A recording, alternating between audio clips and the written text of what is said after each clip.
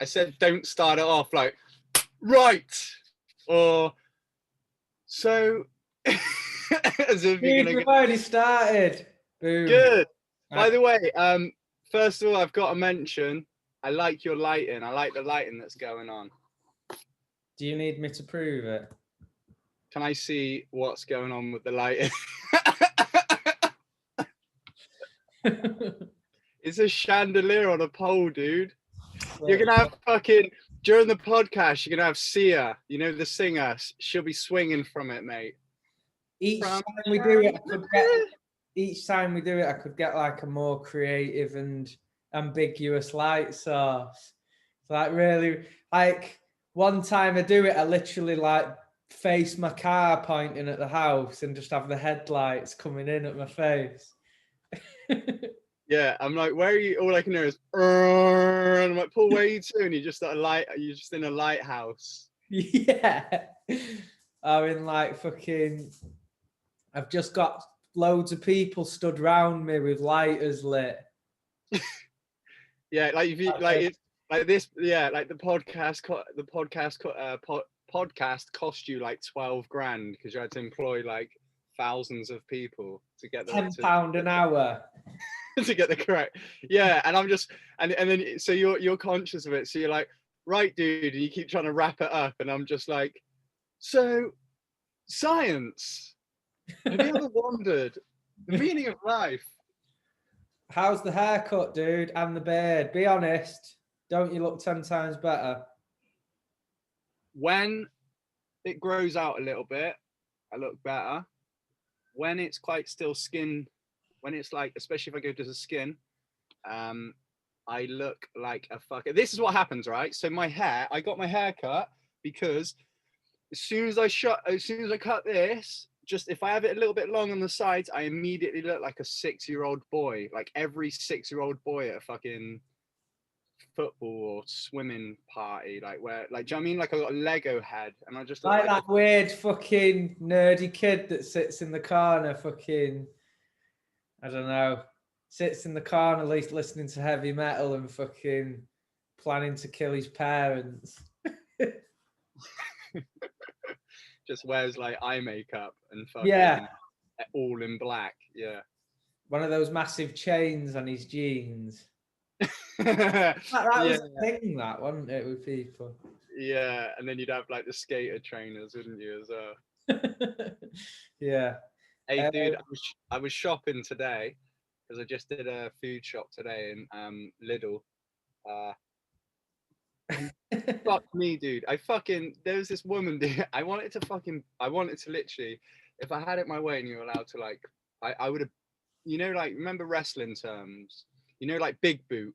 Do you remember Big Boot from WWF or WWE? I would have just big booted her and we just fucking go boom. I went to big boot her in the back because big boot in the back, because like I started placing my items down on the thing, on the conveyor belt, and she was like, she had like a tall, short lesbian haircut of a woman, and yeah, so straight away I'm like, already off to a bad start, isn't she?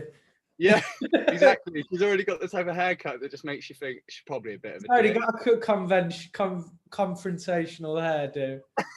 yeah, like you're like looking at her hairstyle, thinking she's gonna be trouble. I start placing my items down, and she's got tons of room. She's got like 4 items, and she's got loads of room. The conveyor belt starts to move. So my stuff starts to move as well. So I'm trying to put my other stuff near it, but she's just stood there and she's not moving. And it's like the conveyor belt's getting further away from me. And I'm like, she's got no one in front of her. And she's just you find that you're bounding forward until your crotch is just pressing against her bum. That's what I did do. Like, sorry about that. Without the crutch, that's what I did. I was like, right. I was like, okay, well, I don't mind. So I started to just brush her and stuff with my with a toothbrush. You felt like you wanted us to know that you're there first and foremost. Mm-hmm. You wanted to feel your presence, and then you wanted to slowly portray your intentions. You wanted your intentions to be clear. You wanted that bitch to move forward. Yeah. Stay in line, motherfucker. I went like this. Does this smell like fart and cupcake stuff? Did you have an overwhelming urge to give her the people's elbow? I did, mate. Yeah. If there was some ropes there, I would have. You see, there's a fine line. Was it friction or chemistry you was experiencing? Imagine if you just really, you know, remember when you was in school and really young and you fancied a girl, so you'd just be nasty to her. Yeah. That's like she's still doing that at the age of 50. Yeah. How are you, dude? Like, what's wagwan, bro? What are you doing? Like, what's your fucking big plans? What's my beef? Yeah, for lockdown 2. I'm gonna get some running done this week, regular. I'm gonna get a few runs done. I'm getting back to cooking as well. Like I've been eating out a lot, but I've been like going after some like healthy-ish type foods. But I'm gonna put the effort into getting back to meal prepping and stuff. So It's such a wise decision because of like, and I think the reason why I eat healthy is fuck all to do with like, yeah, it helps it give you a good body, but it's mainly to do with like up here. It's mainly to do with like my physique, not my, I was gonna say my physique, just like my physique. It's to do with yeah, physique. Yeah, it's completely to do with my Do pecs. my mind. Yeah, moving my pecs, moving my titties as I do it. I feel like the reason that you do it is because if you're ever faced with a very obnoxious butch, like short haircutted woman in line at the checkout, you just feel at any moment you could engage the people's elbow. So yeah, that gives you a certain confidence about yourself. You walk a certain way due to that fact. You're able to walk with a certain amount of self-confidence, knowing that elbow's ready. Like a coiled viper, it just launches. You know, like a fucking bear trap or something. It's constantly just ready to spring out at any short haircutted woman. But what's happened now is it's branched out. You now dislike all women with short haircuts in any walk of life, and you feel like you've just got to attack them. It's like, you know, when like when a young kid's, it's like when a kid's young and they start off by crushing beetles and stuff, and then they move into like, I don't know, suffocating cats, and then they become serial killers. You've got like I see the path that you've set yourself upon in that checkout line, and I'm gonna be honest, I don't like it.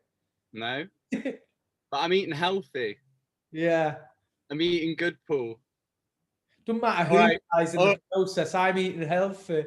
Yeah, I'm eating. Okay, all right. Ignore the fact that my hands are wrapped in barbed wire and I'm coiled, and I walk around with a pink fur jacket on with an air of arrogance because I'm ready. It's just coiled. You're walking around with a samurai sword and body armor just to visit the local shop, in case you're faced with any woman that wants to test your strength. Test your fucking test your position in this world.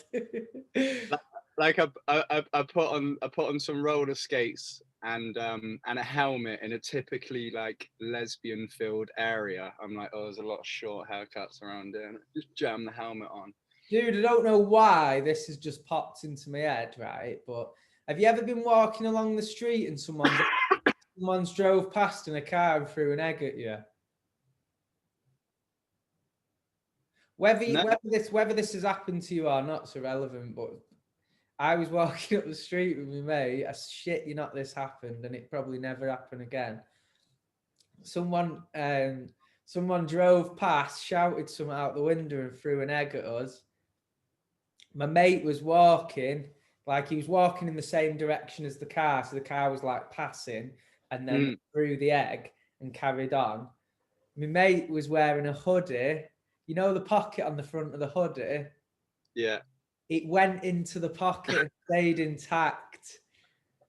My mate just pulled it out of his pocket and went, "What the fuck?" No, I shit you not, mate. How mad's that? It just, I dude. don't even know why it popped into my head, but we was just, when your What mind did he do with wanders. the egg? What? That's the important question. What did he do with the egg? Did he boil it? Did he scramble it? Did he perhaps try and raise it, sit on it? Oh, he immediately sat on it. He immediately did the right thing, and he built it a nest. He went around and Yeah. found some sticks from people's homes. Like I think it's very likely that we threw it at somebody else or something else. I don't know what he did with it, but how mad's that? Like that might have never happened in the entire history of the world before. Like that is pretty unlikely, isn't it? Like what are the chances of egging someone that's wearing a hoodie? What are the chances of it landing in the pocket? What are the chances of it not breaking? These are the Dude, questions. I'm ready. That's what I mean, dude. Ready and waiting. Dude, I'm prepared this morning. I'm fucking ready for an egg to land in my hoodie. Dude, I feel like I have to mention one of my clients because she's very entertaining. Yeah. She's constantly coming up with kind of new, I don't know, like whenever I PT her, she makes me laugh. Like I was talking to her about, so we had 4 sets to do on something, and she wasn't enjoying it, and she was like, oh, like over the idea it was 4 sets, and I said, well, count yourself lucky it's not German volume training, because in German volume training you have to do 10 sets. Yeah. And she was doing her like exercise, and she's like, well, you know what I'd say to German volume training, and then like I see the cogs work, and then she just goes, no, and then I'm like, why didn't you say 9? And she's like, oh, I forgot. But what made me laugh the most is I could see that she didn't know the word, like she forgot, so she paused for like such a long time. And just every week I've said to her, like, I'm gonna mention her on the podcast because I just really enjoy like the stories that she comes out with as well. Like she's just You've asked to listen to it as well, or Adam. is this someone you've asked to listen to it as well? Or? No, I've not asked her to listen to it, but I will do. But she just bought she's just started Lego, and she built this like 30-piece Lego thing to do with like Harry Potter, and she said like she struggled. That's not 30, a lot. no, it's actually maybe like 60, and she said she struggled a bit, and then she was like, oh yeah, and then I've just bought a 6,000-piece Harry Potter world for like £350, and I just love that like she's gone from 60-piece to 6,000. I was gonna say that's still not a lot. Imagine she's just built this 4-block Lego thing. It's just 4 little squares stacked on top of each other. Because Lego's tiny, isn't it? It's only like, yeah, and especially like a 60-piece thing would only be sort of that big, wouldn't it? yeah, but it took her long enough, and then the idea that she bought a 60,000 piece or 6,000. I think 60,000's a bit much. Yeah, probably 6. We'll go with 6,000. What training are you doing without the gyms? What, pass off a bit of that spunk that you've got built up inside of you? Talk to me. How are you engaging that testosterone filled body of yours? The plan is I'm gonna build a gym, dude. Remember I texted you on Friday? Yeah, no, I like that. Is So it going to be like dynamic, like a chin up bar, Olympic bar, fucking all like compound shit? Or are you going to have just loads of dumbbells and? Nah, dude. Yeah, you got it in one compound. I found I found a place now. So I just need to sort it out. I need to like get rid of a load of kit that's in it already, clean the place up, which I'm gonna make a start today. Yeah. And then I'm gonna buy the equipment. So I'm gonna get what I'm gonna do. I'm gonna buy a squat rack. I'm gonna buy a barbell with some bumper plates. I'm gonna buy some kettlebells, and I'm gonna buy a bench. So then I can do on the squat rack. I can do pull-ups on that. I can do obviously squats. deadlifts with a bar just off of it. Pay the bit extra, dude, to get the proper thick framed, really structured one. Yeah, You ever seen those shitty chin up bars you're getting people out? When you go to do a chin up, it's like swinging all over the place. They're so shit, Or the squat racks are just 2 poles that go up and then they go into like a V, and then that's when as you put it on, it proper wobbles. You're on a rocking horse all of a sudden. Yeah. I'm just gonna buy 2 rocking horses, and then I'm just gonna put them on breeze blocks, and then when I'm done squatting, I'm just gonna place the bar. I just put like 140 kilo just on the fucking 2 rocking horses, trying to stabilize it, and then I'm gonna put mats down. Someone listening, like someone called Matt listening at age. What? What? Hang on a minute, ma'am. Someone on this podcast wants me. I'm gonna mat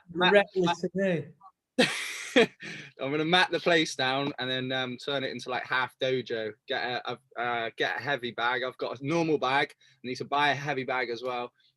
You're just using like various people's names instead of descriptive words.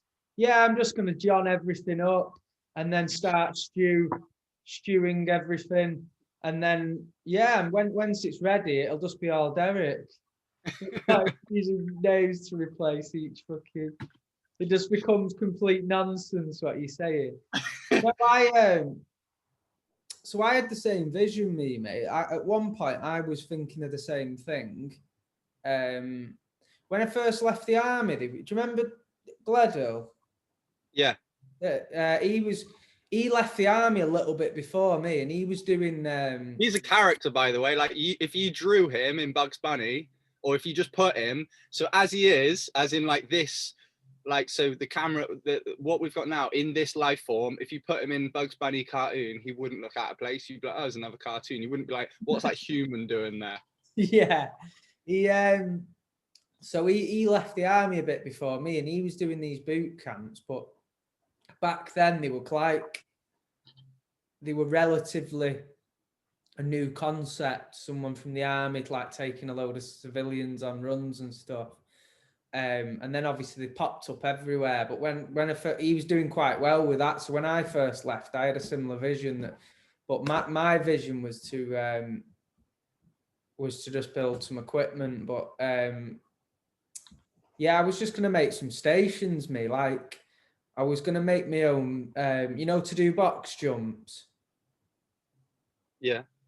But you could just make your own, like. Yeah, I like that you paused and you waited for me to say if like any part of me as a PT that's been a PT like 4 or 5 years that would be like, what a box jump?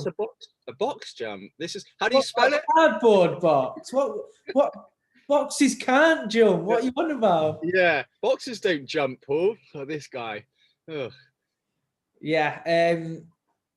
So I was thinking. This was back then as well, because I'd done like the PT and like with tires and stuff like that. Like I very much was orientated to stuff like that. But you could you'd need Olympic bars, wouldn't you? You'd need a solid squat rack with a chin up bar. But a lot of the other equipment, like the stations for like box jumps, dips, and all stuff like that, you could just build yourself. Do you know what I think? Yeah. Like when I was in jail in the gyms, they had actual boxes, right? And it was just a wooden frame with handles on the side, but it was like really thick wood, like dead industrial, like really thick plywood or whatever. And they were just the best box jumps I've ever done. Like, do you remember them shit things where they're like plastic and they're like Adidas or Reebok or something, and they've got like things where you stack them up, and as you jump in, the step up. But when you're using them for box jumps, they just feel fucking flimsy. And what I paid attention to, like Liz and her Lego. Yeah. No, you know. Will you 60,000 Lego? Can you build Paul a box jump, a box? Yeah. You know what I mean, though, don't you? Yeah, I do. We got them obviously in the gym. Yeah, so yeah, very much like that. The thing with them, they feel flimsy when you're jumping on them. They're like wobbling and stuff like that. But these boxes in jail, they were it wasn't moving for shit. Basically, it didn't wobble, move, anything like that. So when you landed on it, you had a decent platform. So it made you, it got you them extra few reps. You know what I mean? Because you didn't think like you didn't think you'd land dodgy on it and like just absolutely collapse. You know what I mean? So. Yeah, I was thinking about just getting a unit, and just building like some really like backstreet sort of equipment that was handmade. You know what I mean? So it was what do you call it? Where it's like custom, you know? So it's a one-off. So they can't say, oh, they've got them in every gym, or do you know what I mean? Unique. Unique, yeah. Was that the word? Was that the right one? Customs are custom or bespoke's another word for it, where something's been made specifically for a job, but it's like a one-off. Do you know what I mean? Yeah, dude.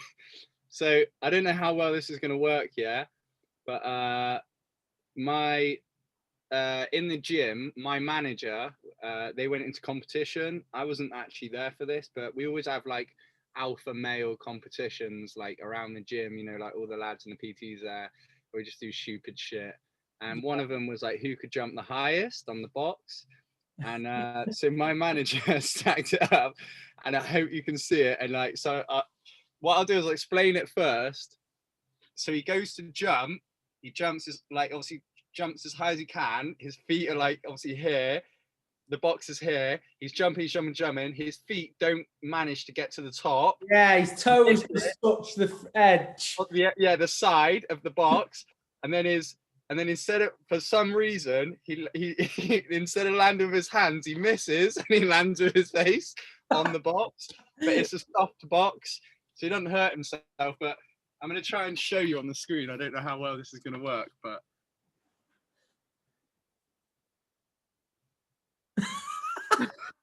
One more time.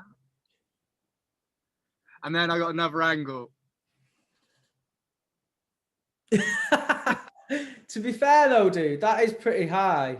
I'm no good at high box jumps, mate. I was all right at like reps at a decent box jump, but I've not got the legs for the height, mate. Do you know what I mean? You need that proper spring, don't you? And then them long, flexible legs. Yeah, and imagine if you squat heavy as well. To anyone that's listening as well, if you're going to start doing box jumps, for fuck's sake. For fuck's sake. Step down, because I see all the time where people would jump up real high, and I'm like, oh yeah, good one. And then they just jump off of it, and you're like, because it's just going to spangle your knees. Like if you want to blow your knees out, or even like you might not blow your knees out, you know, obviously like doing it, but after time you're just gonna shatter your knees if you're just gonna like jump off of it and just bang. So you want to step down, jump up, step down. You see this thing, dude? What I was doing with box jumps is I'd jump up and step over, so carry forward and then turn back again. Do you know what I mean? So when I did box jumps, rather than going up down, it would be up, over, but like rotate and then rotate. Yeah, and then jump. That makes sense. You sort of landing a bit sideways with bent knees rather than jumping backwards off the box. Yeah, if that makes sense. Yeah, and that's the way to do it.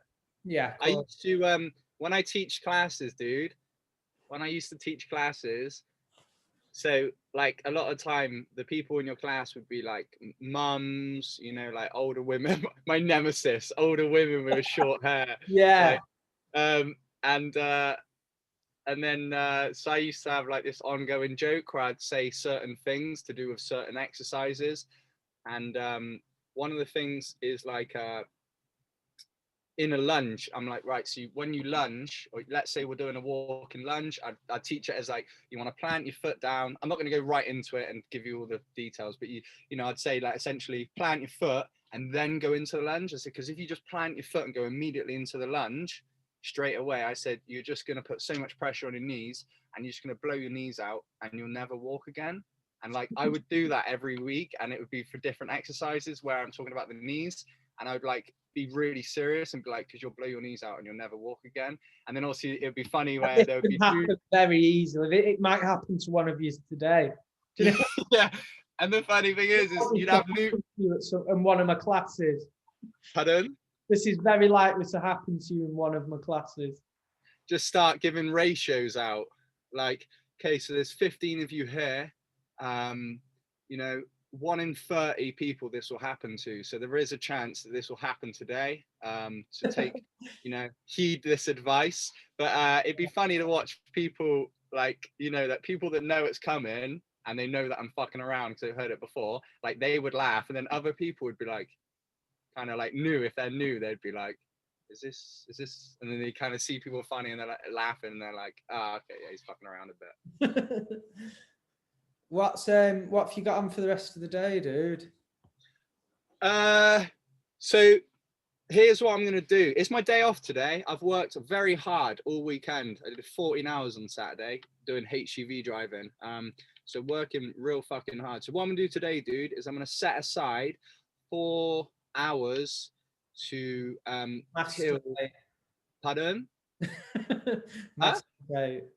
No, I'm actually going to set aside 4 hours to peel potatoes. I've got round about, you know, I'm not going to use the potatoes for anything. I'm not going to, like, I've got no dish or anything in mind. Yeah. I've got 70 kilos to get through, so I'll probably make a start on that today. What about you? How does it look for you? I'm also going to fight short-haired women. Obviously, Yeah, you're gonna keep an eye out for anyone that's susceptible to just be attacked on a whim. Yeah, I'm gonna put saber-tooth teeth on sticking out of my head, and I'm gonna wear like bare fur. I'm just gonna patrol the streets looking for Get about. Just gonna see what's about. Put in the work. I'm yeah, to be honest, okay. I'm having a pretty chill day. I'm gonna go start sorting out some meal preps. I'm gonna try and do a 7K run every day this week. It is my aim, and I'm gonna try and do it. To be honest, I've got no equipment to do home workouts, and although there is stuff I can do, I just don't enjoy it. I really don't. You know, like just doing stuff at home, like body weight exercises. I like. Yeah, dude. Like your name fucking Sandra. I'm just gonna do some fucking bodyweight squats to Joe Wicks. Fuck off. Yeah, I know. Everywhere in that first lockdown, right? So the neighbour was in his garden, and I was in my garden speaking to my housemate at the time, and I was just like, "Oh, we could do with some dumbbells." And he overheard us over the fence, and he said, "Oh, I've got some dumbbells. You can borrow mine." So we acquired these dumbbells, and I just had this vision that every day I'm going to get these dumbbells. I'm going to be in the garden. I'm going to do all like, I'm going to do all different exercises with it in the garden, get dead dynamic. Do you know what I mean? And I don't know. It's just not the same. Unless you've got access to enough equipment to do a decent workout, it feels pointless. I mean, initially in the first lockdown, every day I'd do loads of press ups, I'd do like squat jumps, I'd do different exercises, burpees, and yeah, I lost the passion to do it very quickly in less than a week. I thought, this is shit. I did go on some runs, but yeah, I just want the gyms to be open again. If you're lucky enough to be someone that's got like a little arrangement of stuff at home, like if you do have some dumbbells and then you've got like something to do box jumps on and you've got a chin up bar, then you're laughing really, especially if you have an Olympic bar at home, then you've smashed it. But how much does a proper Olympic bar cost, like the proper gym? Quite a lot. It's about 150 quid. Oh, is it? The Olympic bar, yeah. If you want a And 7 then foot, 20 each of them, kilo how much are each of the plates? The better the plate. bumper plates. So I've had a look. So I'm gonna message a guy today from Cheltenham who's got bumper plates, 240 kilos worth of bumper plates for £600. Decent that. Yeah, and it's one of those where I envision that like I'll kit this place out, and then in the future, when I've got some own space and some space of my for myself, like when I've got my own property and a garage, I'll probably have my own little gym anyway as like a backup. Well, if you've got an Olympic bar, a half rack, a decent half rack with a chin up bar, with the to do the that you can do squats, set it up as a bench and some dumbbells, and probably up to like I'd say even 150 kilos worth of weights, then you can effectively train everything.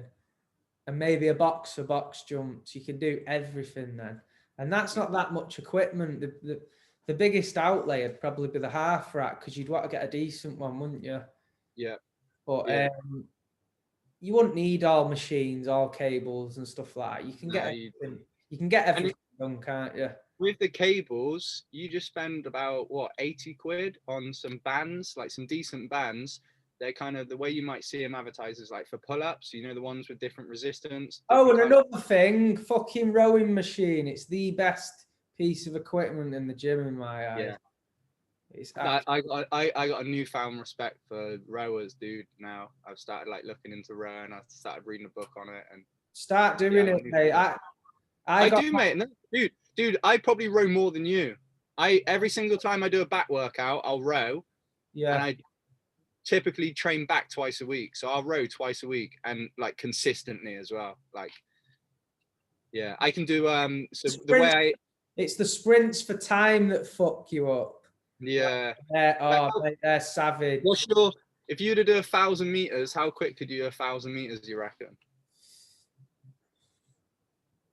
If you got no idea, then obviously just say you got no idea. Because I aim for under 4 minutes. Yeah, it's a couple of minutes. Yeah, I aim for under 4 minutes every time. But bearing in mind, this is a workout. I'm not a warm up. I'm not trying to kill myself. I've done it before. I have done it before, but I can do 200 meters in about 36 seconds. I can do 300s in under a minute for sprints. So I couldn't at the moment because it'd absolutely write me off. But when I was quite fit inside, that's what I was doing. I was doing inside the womb. What's that? You said inside. Do you mean inside the womb? Inside your mum. Mum joke. No, yeah, when I was locked up, that's what I was doing. But I was doing it at the end of every workout. And it was literally, it was like a 15-minute blast, but after it, you fucking knew about it. Do you know what I mean? But yeah, rowing, man. I'm pretty certain as well. You might have to look into this, but I'm pretty certain you can hire a rower for like. Yeah, for sure, dude. Small amount of money every month. I'm sure it's maybe like 20 quid. Yeah. Yeah, you can. A lot of the gyms are hiring out equipment, and you can buy. So you can rent the Olympic bar for £20 a week. You can rent like bumper plates for about £9 or something, like 70 kilos worth. You know what you were saying earlier about your neighbor said that you could use the weights, and you had this vision of like doing it every day in the garden and having this set. I'm a strong believer in like consecration of a space. So let's say you have a room and you only do that one thing in that room. I believe like what will happen is your energy and your focus and your ability to pay attention for an extended amount of time or what have you will just increase and increase and increase. So like if you were to have a room where you just had your workout equipment and that's all you did, you went in there, you worked out, and then you got out again. Or, you know, it might be for writing, like you go in there and I just write in this room. That's all I do. I just do 4 hours of writing or whatever it is. I believe that like that's the way to to go about like if you're serious about doing some sort of like workout or some sort of goal or some sort of like I don't know, some sort of like hobby or whatever it may be. What you're saying, that space is only for that. So Yeah, go there, quite, you know, you're getting down to doing that sort of thing. yeah. Yeah, And no, I I feel get that. like What I found is I need to enjoy training me, because for me, I want to do training for the rest of my life. So for me, like, I need to choose particular workouts that are beneficial for me physically, but I need to enjoy them as well. And I just weren't enjoying fucking sitting down doing bicep curls with a shit little set of dumbbells and then just doing some press ups in the garden, and going on runs. It was the only thing available, but I just didn't feel. I didn't have that you know, when you have the proper urge to think, yes, I'm going to smash this workout this morning. So it just died a death quite quickly. I kept up the running though, and what I swapped to doing then, what I was doing is I was doing 200 burpees about three or four times a week in sets of 10. So I'd do 10 burpees, stand up, have a little breather, do 10 more. And obviously throughout the 200, the rest would get slightly longer. So in my first 10, I'd just stand up and just have like 10 seconds, go into the next one. So it wasn't. how many sets? I did 200 burpees, so it's 20 sets of 10. And I was doing that and I found more enjoyment doing that, because that'd take, say it took like 20 minutes or whatever, or it was quick blast burpees instead of like just sat in the garden doing a few bicep curls. And do you know what I mean? So I went into doing that for a bit and I enjoyed that more. But yeah, I think in the lockdown with all the gyms closing, it's never happened before. So we're doing what we can, aren't we? Do you know what I mean? Like at the moment, I'm doing very little apart from I'm going to get into running. I'm going to work on my cardio for a bit, get my engine better. Do you know what I mean? And possibly trim down a bit. But with weights, with anything resistance, like, that's one thing I've never put down. I've never really had a long break from it. So with weight training and anything like that, like I find that I get quickly back into it. But I've had quite a break from running. Like I've been doing my tennis, but I've had literally months away from running. So when you come back to going for a run and stuff, you realize how quickly you lose that shit. You lose your cardiovascular fitness a lot faster than you tend to lose muscle mass and stuff, don't you? Yeah, muscle mass, it lasts a lot longer than you might think. Yeah, it does. I think I had a friend who if you've trained for 10 years consistently and then you had 6 months off the gym, you would look a lot better than your equivalent that's trained for a year before that 6 months off the gym, but had the same. If you trained for a year before that, you had the break off the gym, but you had the exact same physique as another version of yourself that had trained for 10 years, that muscle would be a better quality and last longer. You'd lose it a lot slower than the person that's gained it faster. So the person that's maybe cheated, gone down the route of taking steroids, or do you know what I mean? So it is very much a case of what you've done in the past. Do you know what I mean? Yeah, patterns, isn't it? It's patterns. Yeah. Like your body will learn a pattern. If you're consistently lifting heavy weight, then your body is like, oh, okay, like this motherfucker needs to move weight. Like that's what he's doing. He's like a survival thing, isn't it? Your body will keep something it feels like it needs. So if them particular muscles are getting used regular enough. I love it when you stand up and go out. Every time you stand up, I feel like you're gonna fart on the screen. I'm putting the heating on. It's getting a bit cold now. It's getting a bit fucking. You'll probably see my nipples through. No, you can't. They're very erect, but you can't see them. After the conversation in the last chat, you You've removed the beard. Yeah, we didn't even dress it. Have you found like your sex life been given a kickstart?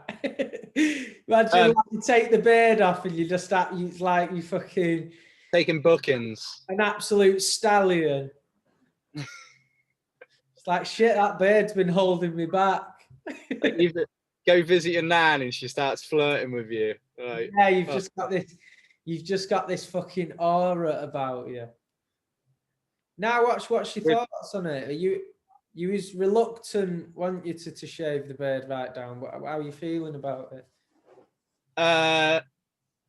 Good. Like, I think, yeah, I feel good. It's like reinventing yourself, isn't it? Which I think is important to do, like throughout life, is to keep reinventing yourself. Like, yeah. And it does mark like a different, it sounds fucking, I don't want to say that. I was going to say chapter, but that's so fucking cliche. But obviously you're always, as a human being, you're always growing, you're always getting better. Some people are a little bit more on the path than others. What it is, it's quite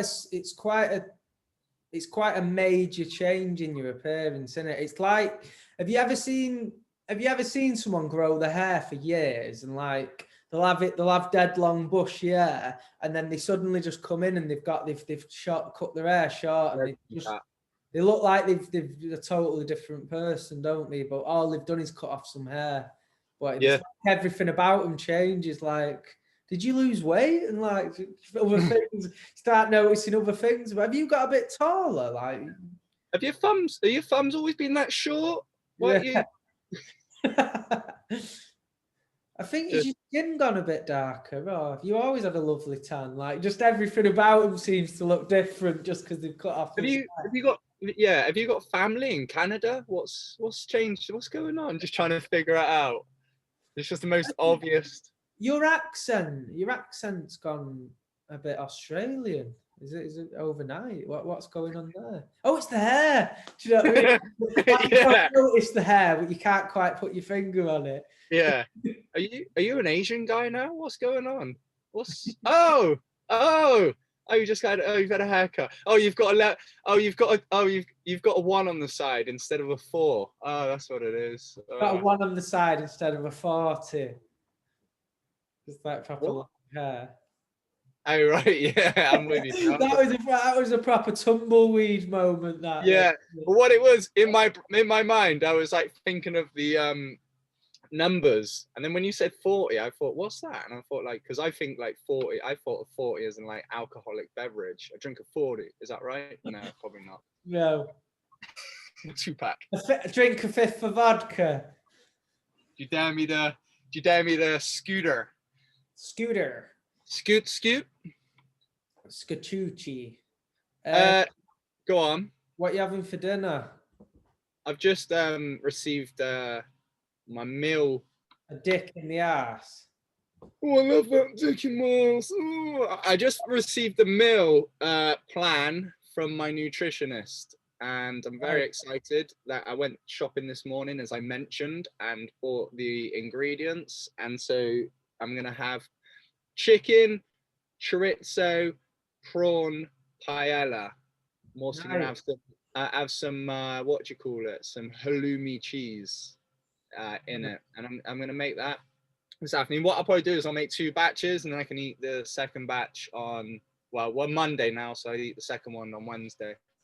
Yeah. And so 2 days worth of different foods. Very excited to get started, and it's it's some new meals, and it's accountability, which I want. And this is why I want to get this gym as well, is so that I can eat well and train hard, dude. What are you doing today, dude? I've asked you that. Yeah, we spoke about it. And like I said, I'm going for this run. I'm gonna look into what meal preps what I do, because I need to get like all the tubs and stuff. You can get in a pattern with meal prepping, and you can really be on your shit with it, and one little thing can happen and it can throw you off balance, and then you're back to just eating on the go, which is shit, because you always end up having things you shouldn't, you know what I mean? So preparation is key. And if you do take the time just to prep your meals, at least like 3 days worth, even if it's just lunches, you know what I mean? Then you do find that you are being more consistent with healthy eating and stuff. But I'm going to visit a supplement shop as well and get a new pre-workout that I'm going to use for my runs, because I've just not got the energy at the minute to sustain the long, the distance. Yeah. Do you take vitamin D? What I actually take, and I've got them at the side of me. This wasn't planned. I take these. Are you a fucking Avon lady? No, but I've been taking these capsules. They've got the berry extracts, fruit extracts, and vegetable extracts. They seem pretty good, mate. I've trialed them, and they seem. Did they give you? Hey, dude, did they help you grow boobs? Because they're feminine, dude. Fucking pink and purples. They were expensive, like very expensive. Oh, that's what the lady had on a conveyor belt. That's what the lady had on a conveyor belt in front of me at the store. Yeah, I think them 3 tubs were about 140 quid. What? Yeah, I paid 260 quid for 6 tubs. Hey, dude, you know what I noticed about the podcast? What? And I want to apologize to you. I think I owe you an apology. Why? Because when I listen to so I don't listen to them back because we've discussed this. When I listen to them back, I hate when I talk. When I talk, I'm like, oh, shut up. And then when you talk, I listen and I'm like, okay. And I want to apologize because when I do listen back, you say stuff and I'm like, why didn't I hear that? Like you'll be saying something and I'm like, I didn't hear that in the first one. I've got an answer for why you do that, and I do the same thing, and it's because I know why. Midway through you speaking, something comes into my mind that I want to say in reference to what you're saying, and then you carry on talking for a bit, and then by the time you've finished, what I've got to say, which I've been keeping in the back of my mind, seems like it's not an answer to what you're saying, but it kind of is as well, if that makes sense. So you're almost, while you're engaging with someone, you're almost prepping your answer in your head. You're thinking about what they're saying, and sometimes you miss things, don't you? It's vulnerability, isn't it? It's what we talked about the other day, where you got to be open to vulnerability, because especially in this podcast, we have to feel there's an obligation, which I want to change, dude. I want to change the dynamics of a podcast. I want our podcast to be like the first one. I want it to be successful, but saying this, it might not be if we're going to do this, but I want the awkward silence to not be awkward. I want to like have a podcast where we can finish and both like, yeah, and then go on. But like, we do have like pressure, don't you? You have to surrender, because I feel the same, exactly what you said. I'll hear the word and it's buzzwords. You might be like, blah, blah, blah, blah, blah, caterpillar. And then I'm like, oh, I know about caterpillars. I got some caterpillar facts and he'd like that. And we can I can do this. And then I don't hear what you're saying for the rest of it. All the distinction, isn't it? It's when something triggers in your mind because it's relevant to something you know about. So, oh no, I've seen a thing. I've seen a thing about this. You know Tony Robbins, who does the speeches. Mm-hmm. Giant man, giant face. Yeah, gigantic. Really, he's got a really raspy voice, hasn't he? Yeah, raspberry. I nearly thought about trying to do his voice then, and I just thought it's unreal. I feel like I'd need to go outside, scream for a couple of hours till my throat was sore. You know, like when you've just come out of a fucking festival or something and you've been like going, woo, yeah! Yeah. Oh, no. So he was saying,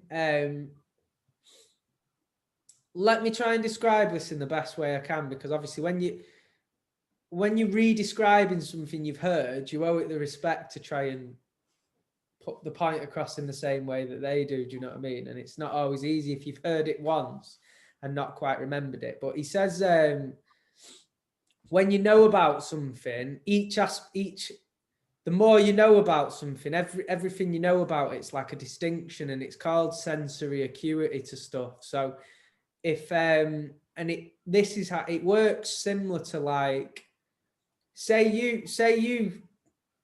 going around your life, you're not taking in everything around you that's happening, are you? No, you got filters, don't you? Yeah. So say you suddenly get a new car and you decide to get a Ford Focus.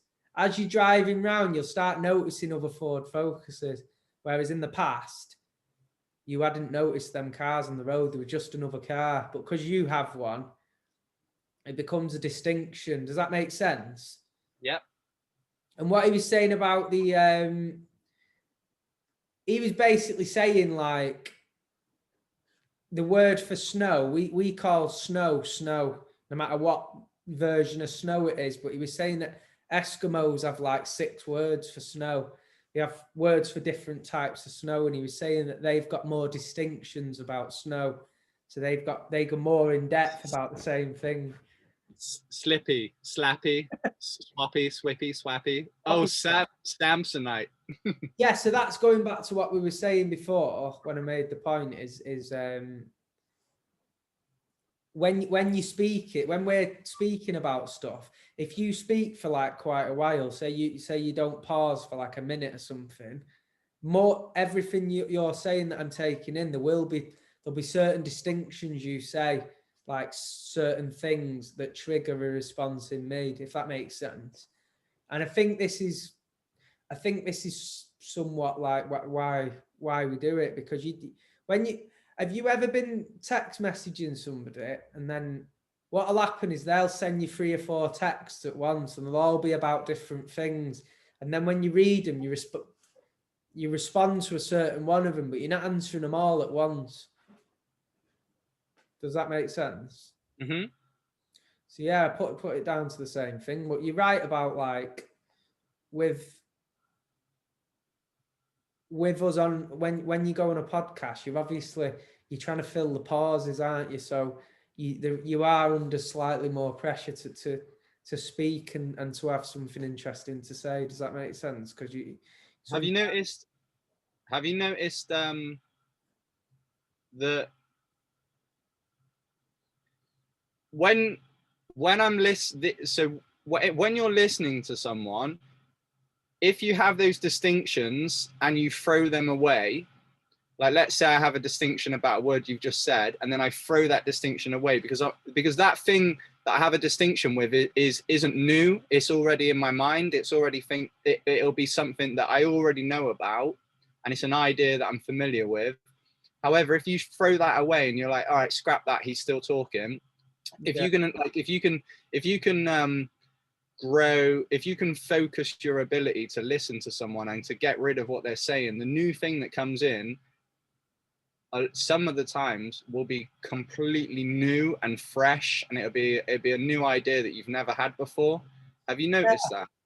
I think that's probably quite tricky to do, because I think your mind will naturally focus on things that are distinctive to it. Do you know what I mean?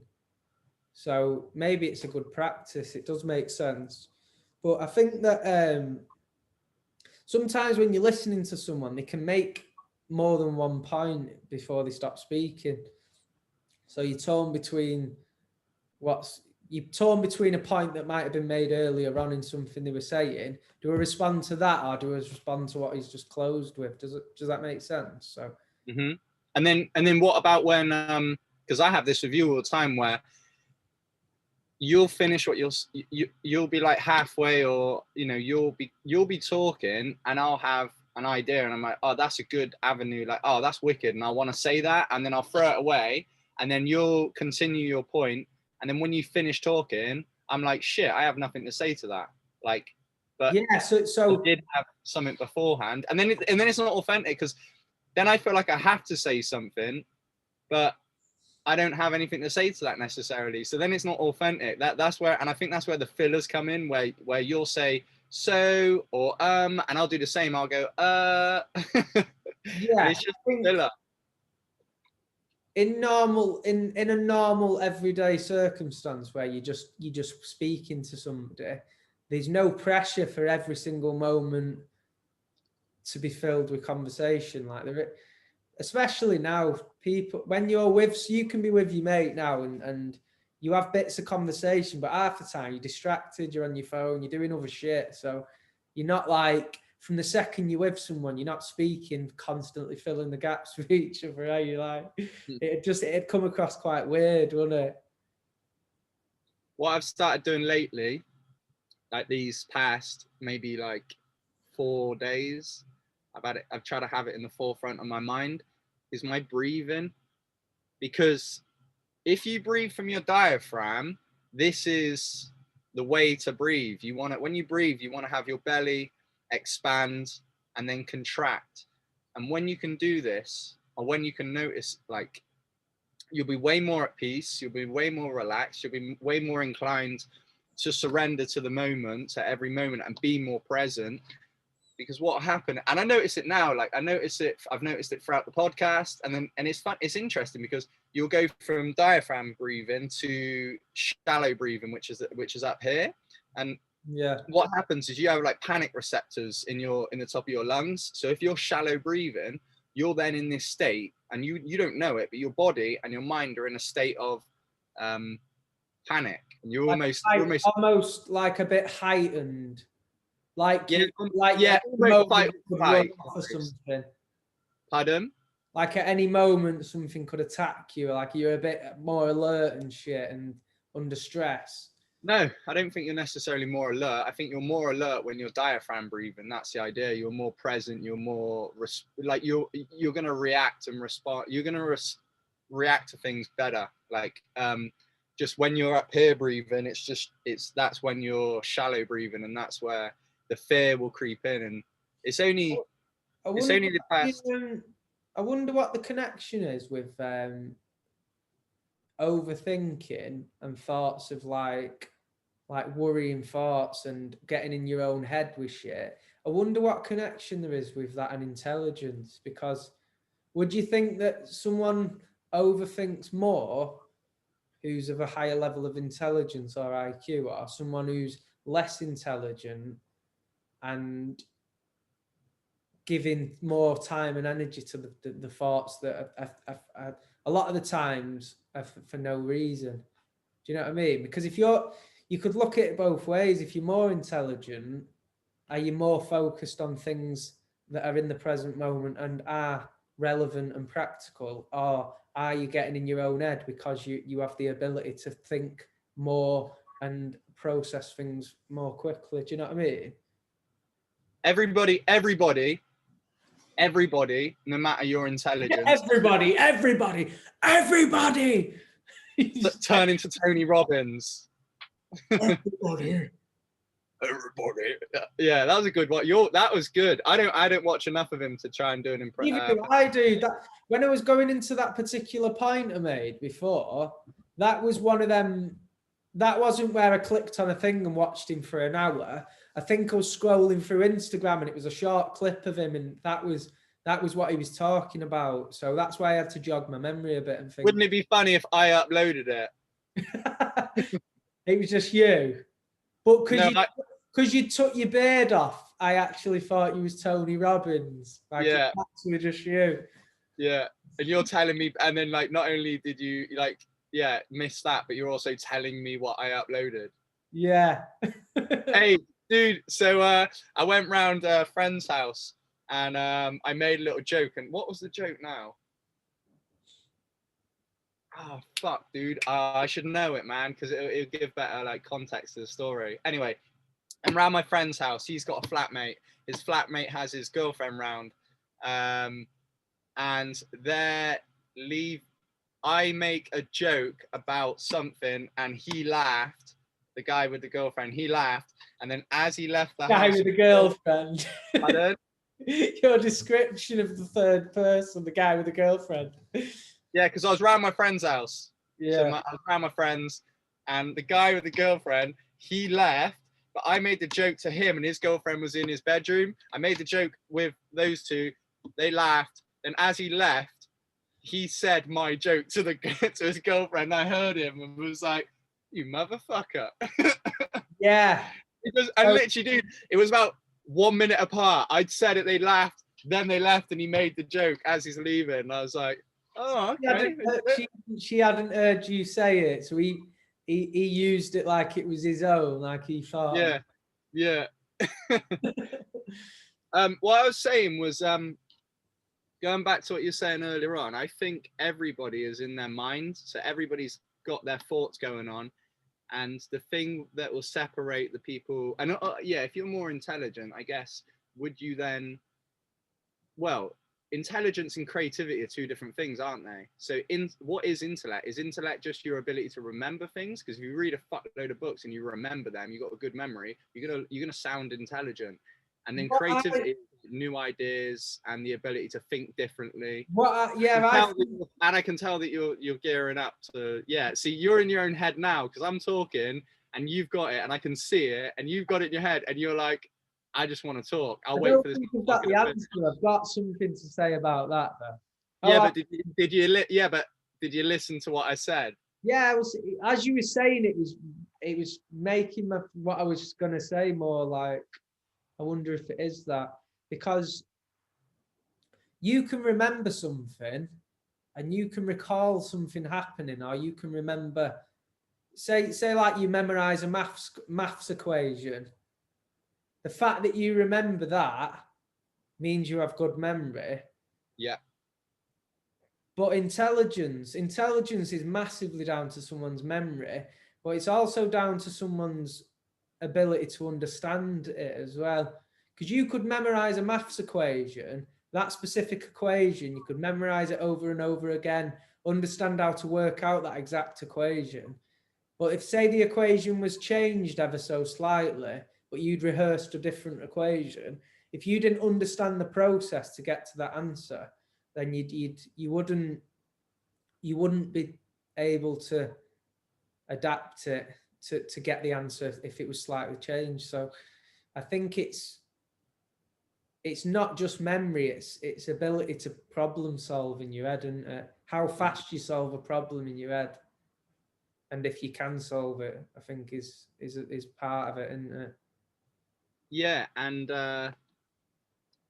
do the people that are in, like, so do the intellectual, so I think everybody thinks a lot, so everybody's in their own mind and their own head, and we have patterns, and you have this like cycle going on where you've got your emotional trauma that you've learned in your body and your body experiences, and there's this feedback loop between your body and your mind, where your mind's like, am I okay, to the body, and the body's like, are you okay? And you just have this, so everybody has this like ongoing chatter, this mind. And I think the thing that separates those that can see, as I'm saying this, and this is what I learned from one of the mushroom trips I did, was when I talk, I realize that what's going on in my head and my own reality and my perception cannot be portrayed into words a lot of the time. So I'll say stuff and I'll be like to someone, and I just can't, I'm not like eloquent enough with it. Like I don't have the vocabulary, I don't have the ability to paint pictures with my words. I think what you've got to remember is everything we're saying is our thoughts on something. So we're not telling facts, are we? We're not saying like this is how it is. From our experiences, we're sort of saying, right, well, this is what I think about a particular subject, or this is how I think the mind works, or this is what I think about that. And that's not to say that's how it is. That's just how you think. So yeah, I think with when you're trying to articulate something, like, you've got to remember that you're not speaking facts. You're not reading something straight from a textbook. Like you are speaking your mind. So I think. No, but you still want somebody to understand you. So like if you say, yeah, have you ever had it, dude, like every guy has had this with their girlfriends where they've said something and their girlfriend's lost their shit and you're like, what? And then they relay it back to you and it's completely wrong. And you're like, or their reality of it is different to your reality. And you're like, oh no, fuck no, you're miles off. Let me try and explain this. Like that goes back to their distinctions about it, doesn't it? As you're speaking to them, they'll cherry pick certain things, and that's what a lot of the time. That's why I'm very against text messages, because I am. In particular, if you're having any sort of, say me and you fell out and we'd had an argument about something, and I thought, right, I'm gonna message him and I'm gonna sort of squash the drama and sort of say, right, well, this is why I think that was wrong or whatever. Then the text message can be misleading, can't it? Like it can be. It's not, texts aren't read with a tone, are they? They're not. I was about to say it lacks tone, which is 80% of it, isn't it? 80% of conversation is tone. It's not coming across with body language, or like it's not. It's flat, isn't it? Like you're just reading the words, and you can it can come across very different. I'm bad for that as well. Like when I'm texting someone, my messages do come across the wrong way quite a lot of the time. And the thing that will have you the ability to be in the present moment and to not have that chatter go on that we talked about, and the ability to listen, you know, without your mind being crazy, is, first of all, you need to know that it's, first of all, you need to discover it.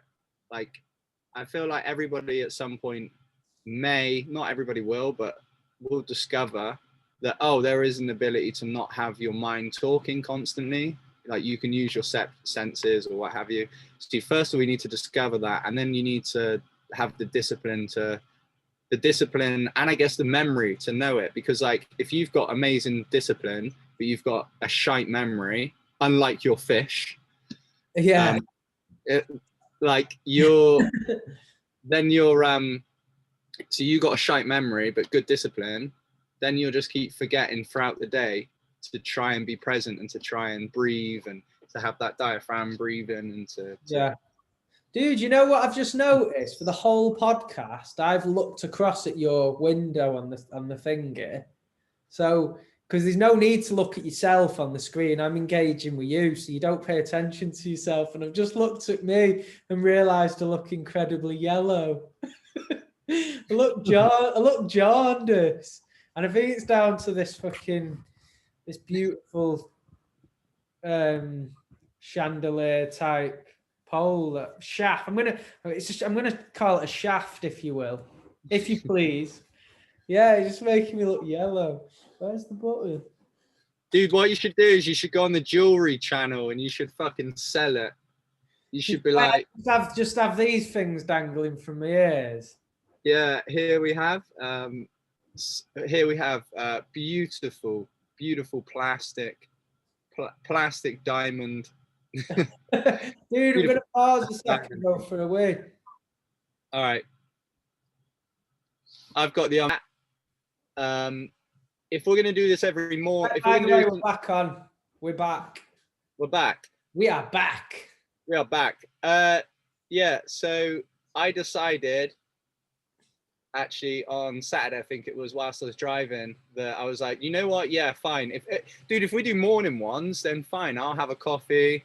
I'm with you. You have my undivided attention. Just to give context to people, when we paused, I started talking. Paul walked off the screen, and I said, "Oh, I'll wait until you come back."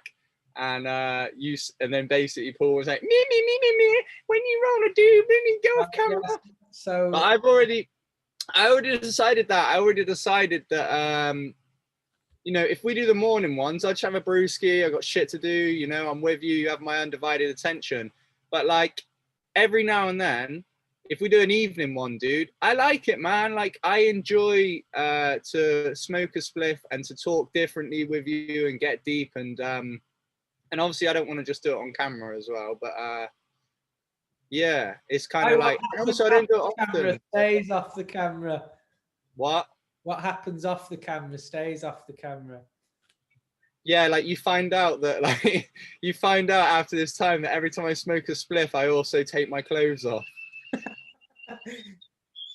Every time I pause a podcast with you on the screen, I always panic that I've not started it again. Like I always have to wiggle the mouse and see if it's actually rolling. If it's rolling.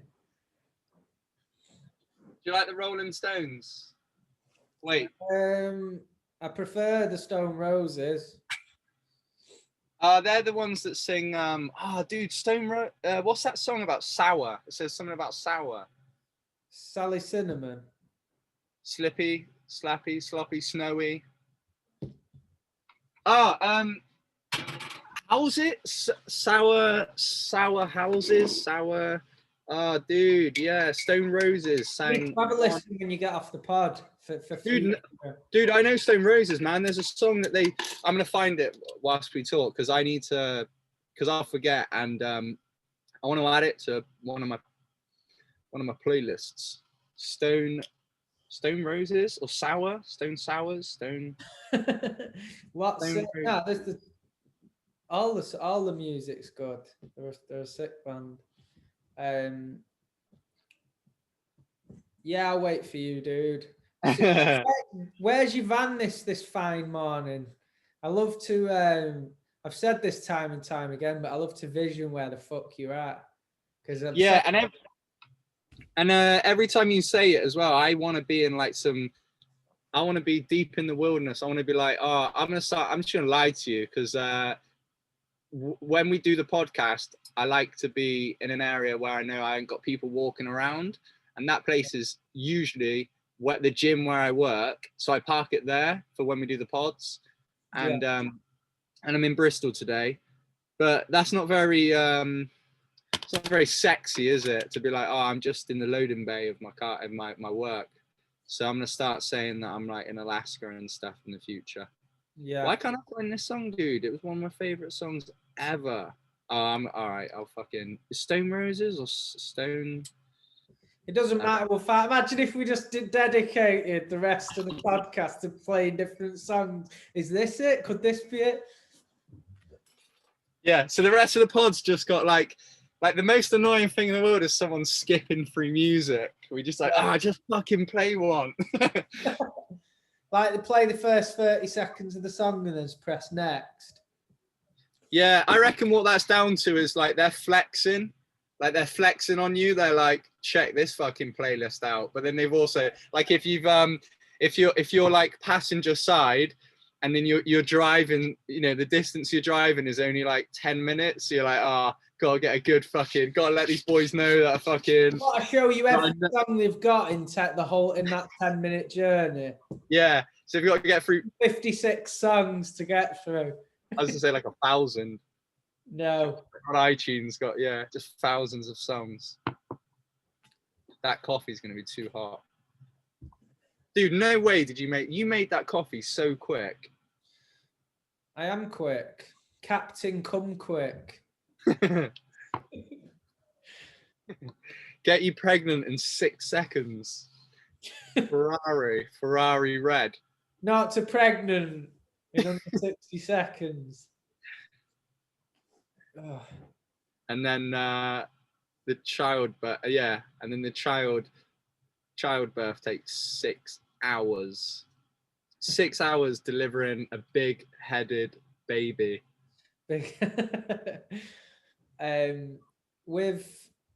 So you parked in a very unknown specific location in your van, with 1 times lime in the fruit bag, in the hanging fruit bag. The hanging net. What else? What else have you got for me? From what? Just in general. Like what I mean, dude, what are you saying? Use your words. Do you want me to use my inside voice? Fucking Ronnie Barnhart.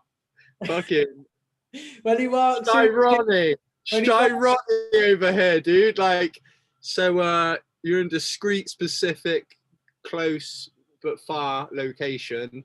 I was as vague as Boris's stay-at-home speech, wasn't I? Go home, but stay out. Go to work, don't go to work. No, I'm not. Everyone slags Boris off. I think he's doing what he can, mate. I'm not. Dude, I don't. But I don't know. I don't know enough to slag him off. Do you? Yeah, I'm a fucking politician, dude. I'm studying. I'm doing 4 hours of potato peeling, but not before I do my 6 hours of politician study. Nah, I don't pay attention to it. I don't like engaging it either. If someone wants to talk politics with me, I'm like, nah, bro, let's just make stuff up. Let's just go to the land of fairy tale and talk. Because Talk gobbledygook. yeah, it divides. Yeah, gobbledygook, dude. Otherwise, it divides people. And right, so my granddad, for like his, I think it was like his 70th birthday, we went out. This was years ago. Went out for a meal and lovely dinner, lovely sit down restaurant. We were in there, beautiful, lovely, lovely thing. And he says, "Lee, have you voted?" And I was like, "Oh, I don't really I don't pay any attention to politics. I don't like talking politics with people because it just divides and segregates people. So it's not a conversation for me." And he's like, "But have you voted though, love?" And I'm like, "No, I've not." And he's like, "Oh," and then he goes off on his little thing about, "Oh, well, you don't moan then. When you don't get the way you want it, then you can't moan because you haven't even voted."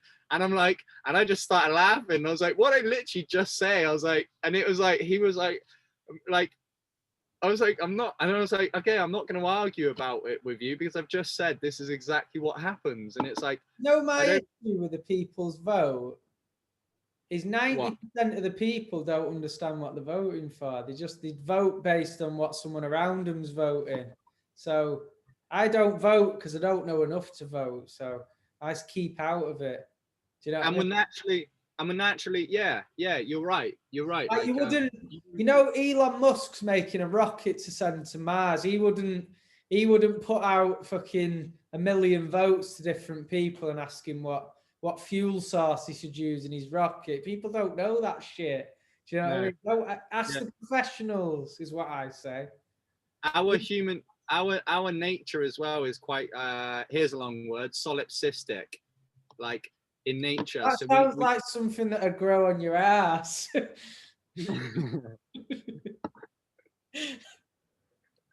What, like would it protrude? Like what? How do you mean? How would it grow on your ass? Just imagine it as some kind of lump on the side of your ass. Solipsistic lump. So it's like that's a cool word actually. Like meaning that kind of by nature we feel like we're the most we're the most important, and we're the most important. We're experiencing this life for our body, our mind. So we are the number one. We're the most important thing. You know that we're so we're quite that in nature. And so when you do vote for somebody, when you do vote for someone in nature, you make my belly feel fuzzy when I'm in you, and you make my mind quiet.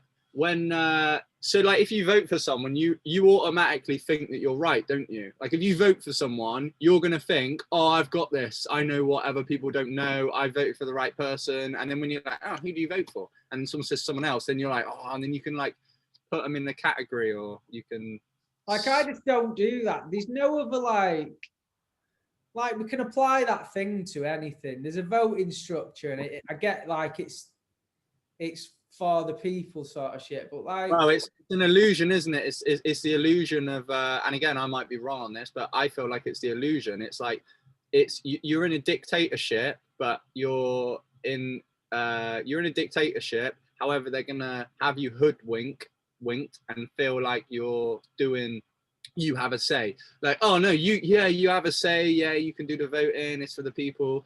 But it is an illusion, and things in place in the system are always gonna stay in place. Like if someone's in power and it benefits them, and then the people that are benefiting from it, they're not gonna then change it. They're not gonna be like, oh yeah, that makes sense, I'm gonna fuck myself over. Like it's natural to want to look after number one. Yeah, no, I get that. I just think that I find voting pretty mad, to be honest. Do you know what I mean? Like, how do you know who to choose? People, because what politicians do is they never stick to the word anyway. They put out a load of shit they're gonna do, and then you choose them, and then they don't do that shit. It's like being in a relationship with someone and they're promising you they're gonna be this, they're gonna be that, and then they don't do them things. You don't want to be with them anymore, but you've already chosen. Do you know what I mean? Like, that's what politics are like. I've got in bed with you, and you're fucking going back on your agreement, motherfucker. I gave you my children. like you get in bed with a chick, and it turns out it's some guy, but you've got to then spend 4 years in bed with him because you've chosen. Yeah. He's got really bad like bedside manner. He just farts under the quilt and wafts it at you, and you think, shit, I've got 4 years of this. You meet a girl and she bullies you. So like as you're walking along and stuff, she'll like knock shit out of your hands. Like you'll go shopping together, you'll buy her a gift, but she'll knock out your hands and it'll smash on the ground. And you're like, but that's for you. But she's just like so and you've just got oh, I've got 4 years, and then I got a then I can look at getting a new partner. So what's been going on down your sort of? Obviously, you're in Bristol, but you're in like, is it in Bath where you are at the minute? Yeah, in between. I put her in between Bristol and Bath. What I've found, like, I know all gyms are shut and like restaurants and pubs and stuff, and people are told to stay at home. But have you not noticed when you're driving around, the roads are just as busy?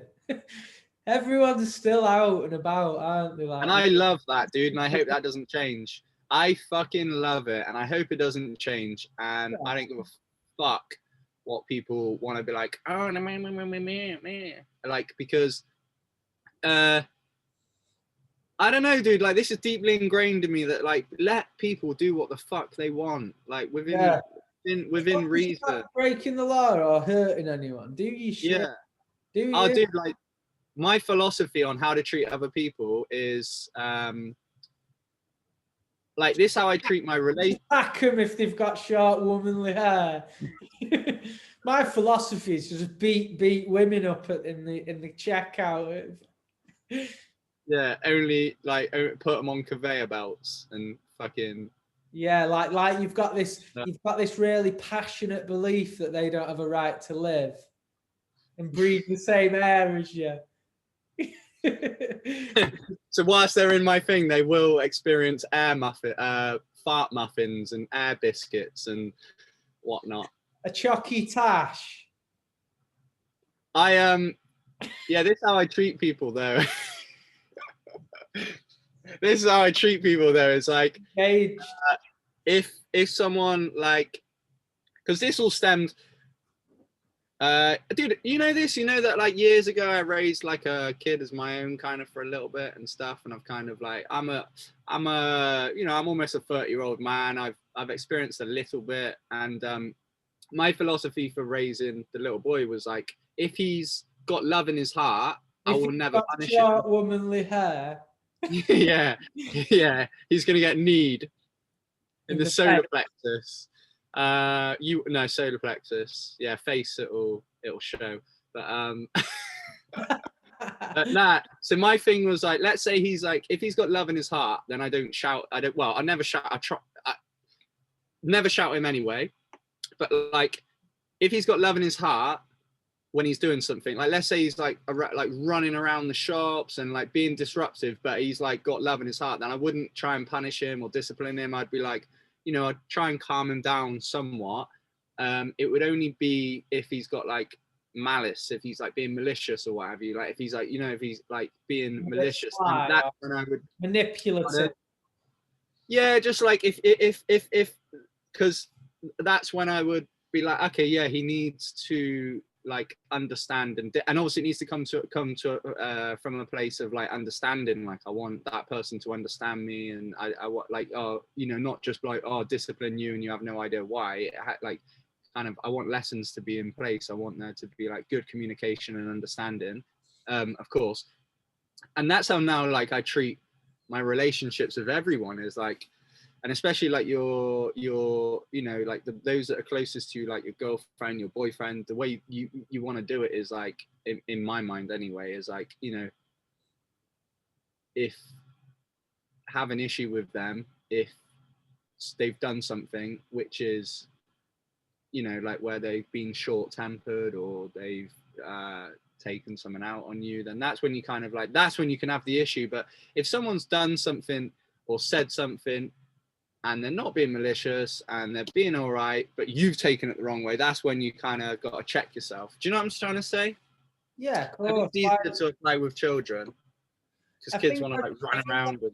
I think as you get a bit older, like you do soften up in terms of like how you are with people. Like, You reckon that's a loosening of the ego? You reckon like as you get older, you kind of lose your ego. You're not identified with the mind and the ideas and the narrative and the previous yeah, what traumas. Or... what I feel is like if you avoid paying any attention to things that get you back up, and like even if you don't like somebody, like everyone in the world doesn't like somebody, then just avoid giving I them. don't like you. Yeah, if you don't like someone, then you don't need to be around them. Do you know what I mean? But at the same time, the fact that you don't like someone, you shouldn't then influence other people to not like them, or you shouldn't influence any negativity towards them.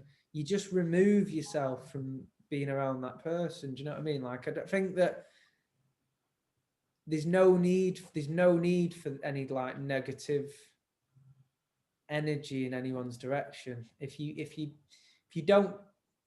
aren't clicking with somebody, even like a friend, if you're not particularly, I don't know, you find that they don't bring out the best version of yourself, then just remove yourself from being around them. Like, there's not.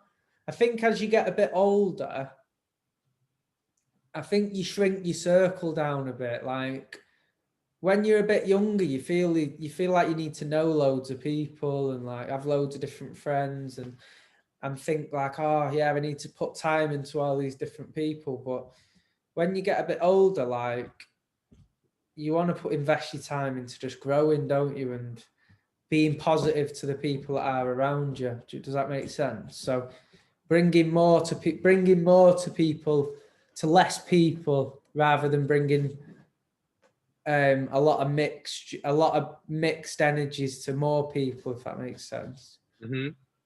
Yeah, and you recognize it, especially in our work where we deal with clients. You recognize that you only have a finite amount of energy each day as well to deal with people or to communicate and be around. And so that is important, like to have a close friendship. And when you're younger, you kind of just like you haven't experienced, you haven't like seen enough of the world to decide, like, so you might encounter someone through your circumstance. Oh, I go to this school and I was in maths, my first session at class, sat near this child, so now all of a sudden that person becomes your friend.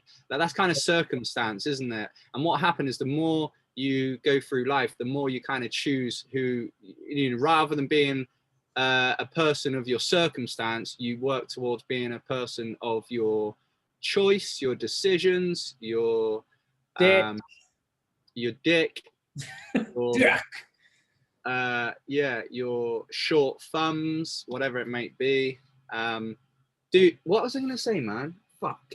I had a good, like, this is the thing as well. You were saying something, I was like, I had something good, but I fucking threw it away. I was like, nah, keep trying to listen to what you were saying about Was it preventing you from interrupting? You know, you keep thinking like I'm nearly gonna finish, but I just don't. Like I get to the end of a sentence and go like, yeah, and then what do you think about that? But also, and then it's like start speaking faster.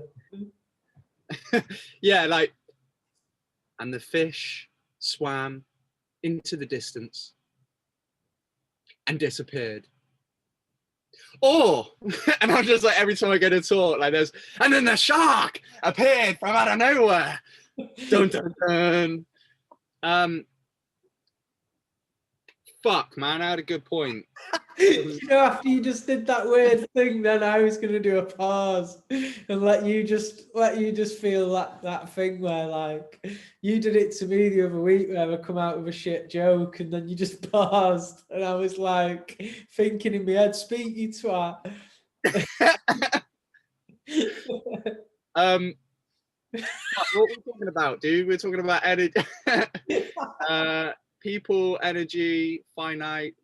You were saying about being around people, close circle, la la la la la.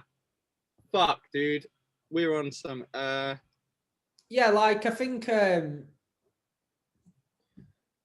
time is as you get older, your time becomes more precious, doesn't it? When you're young, you think you've got all the time in the world, don't you? And I'm not saying we're not old, but we're not fucking kids anymore, are we?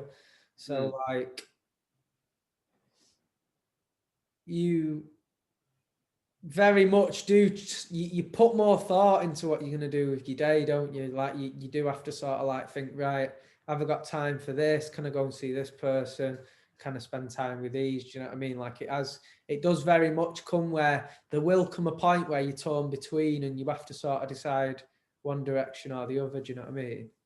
Yeah, and choose your disciplines, because this is what I'm learning recently is there are certain things, there are certain disciplines, tasks that I'll do that do make me feel better, and I don't always want to do them. And one of them, for example, is cleaning. So with my camper van, I have what's cool. I do what they do in the Buddhist monks do in the monasteries, where they have on the depending on the date, they'll have certain tasks. So they might clean the bathroom, the bedrooms, the kitchen every single day. They clean that every day, but they have certain tasks on certain depending on the end date. So on the 14th, it ends on a 4, and you might say on the 4 and the 8 you do repairs and maintenance. You know, and I have that in place. So I have on the different dates, I have cleaning tasks, repairs and maintenance, and I've discovered that I certainly am. What happens to me when I do that? When I wake up in the morning and I give myself 30 minutes just to clean. For example, today, one thing I do every day is I take the mats out, I air the mats out, I sweep the inside, and I tidy up after myself. I do that every single day. And then what I had to do today on the date ending in a 1 was clean the cab. So I'll clean the cab area, I'll sweep it, I'll mop it. What about you call it the cab? It's what's cool. I call it the driving seat. I meet me over by the cab. It is a cab, dude. That's what it's called. Is it I like that you like that I call the thing that it is. Like I like that you enjoy that I call it the correct thing. So it's like you go behind and open up that device behind you. Oh, what? The cupboard. Cupboard. This guy. I love that, Paul. I love that. You're so quirky. What a centric. If I go and get in the car, am I sat in the cab? Like I've never heard that. Like from you sat. Yeah, but you don't have a fucking house in the back of your car. Ah, right. So it's like I thought you meant like a taxi cab. Do you know what I mean? Like I'm just clean the cab. Like at night time for extra money, you just spray paint your camper van black and like start picking passengers up like you're a black taxi. Get a thing on the roof. I'm actually going to look up the definition of cab because, to be honest, I've never done it. Yeah, actually, it says the first thing is a taxi cab. Then it says any of various horse-drawn vehicles. As a hansom or Burham, especially one for public hire. Right, let's try and here you go. The covered. Okay, the covered or enclosed part of a locomotive, truck, crane, etc., where the operator sits. So I guess I am the operator of this vehicle. So also the glass encased area of an airport control tower in which controllers are stationed. Wow, I like to envision that, like a airport controller tower. Yeah. That's called a cab. I didn't know that was called a cab. I'm going to do that. I'm going to flex next time I'm in an airport and I look at the tower. I'll be like, nice looking cab. And they'll be like, that's a tower. And I'll be like, nope. Cab. Yeah, what I was saying before, dude, was about like you were saying about time being finite. Time. You know, you discover you don't have as much as you get older. So you want to be precise and you want to make right decisions with your time and what to do with it. So this cleaning thing that I do, if I wake up in the morning and I clean, what happens to me, like inside, like is for one, I have more love and respect for myself, but I'm also more confident because this is my main concern.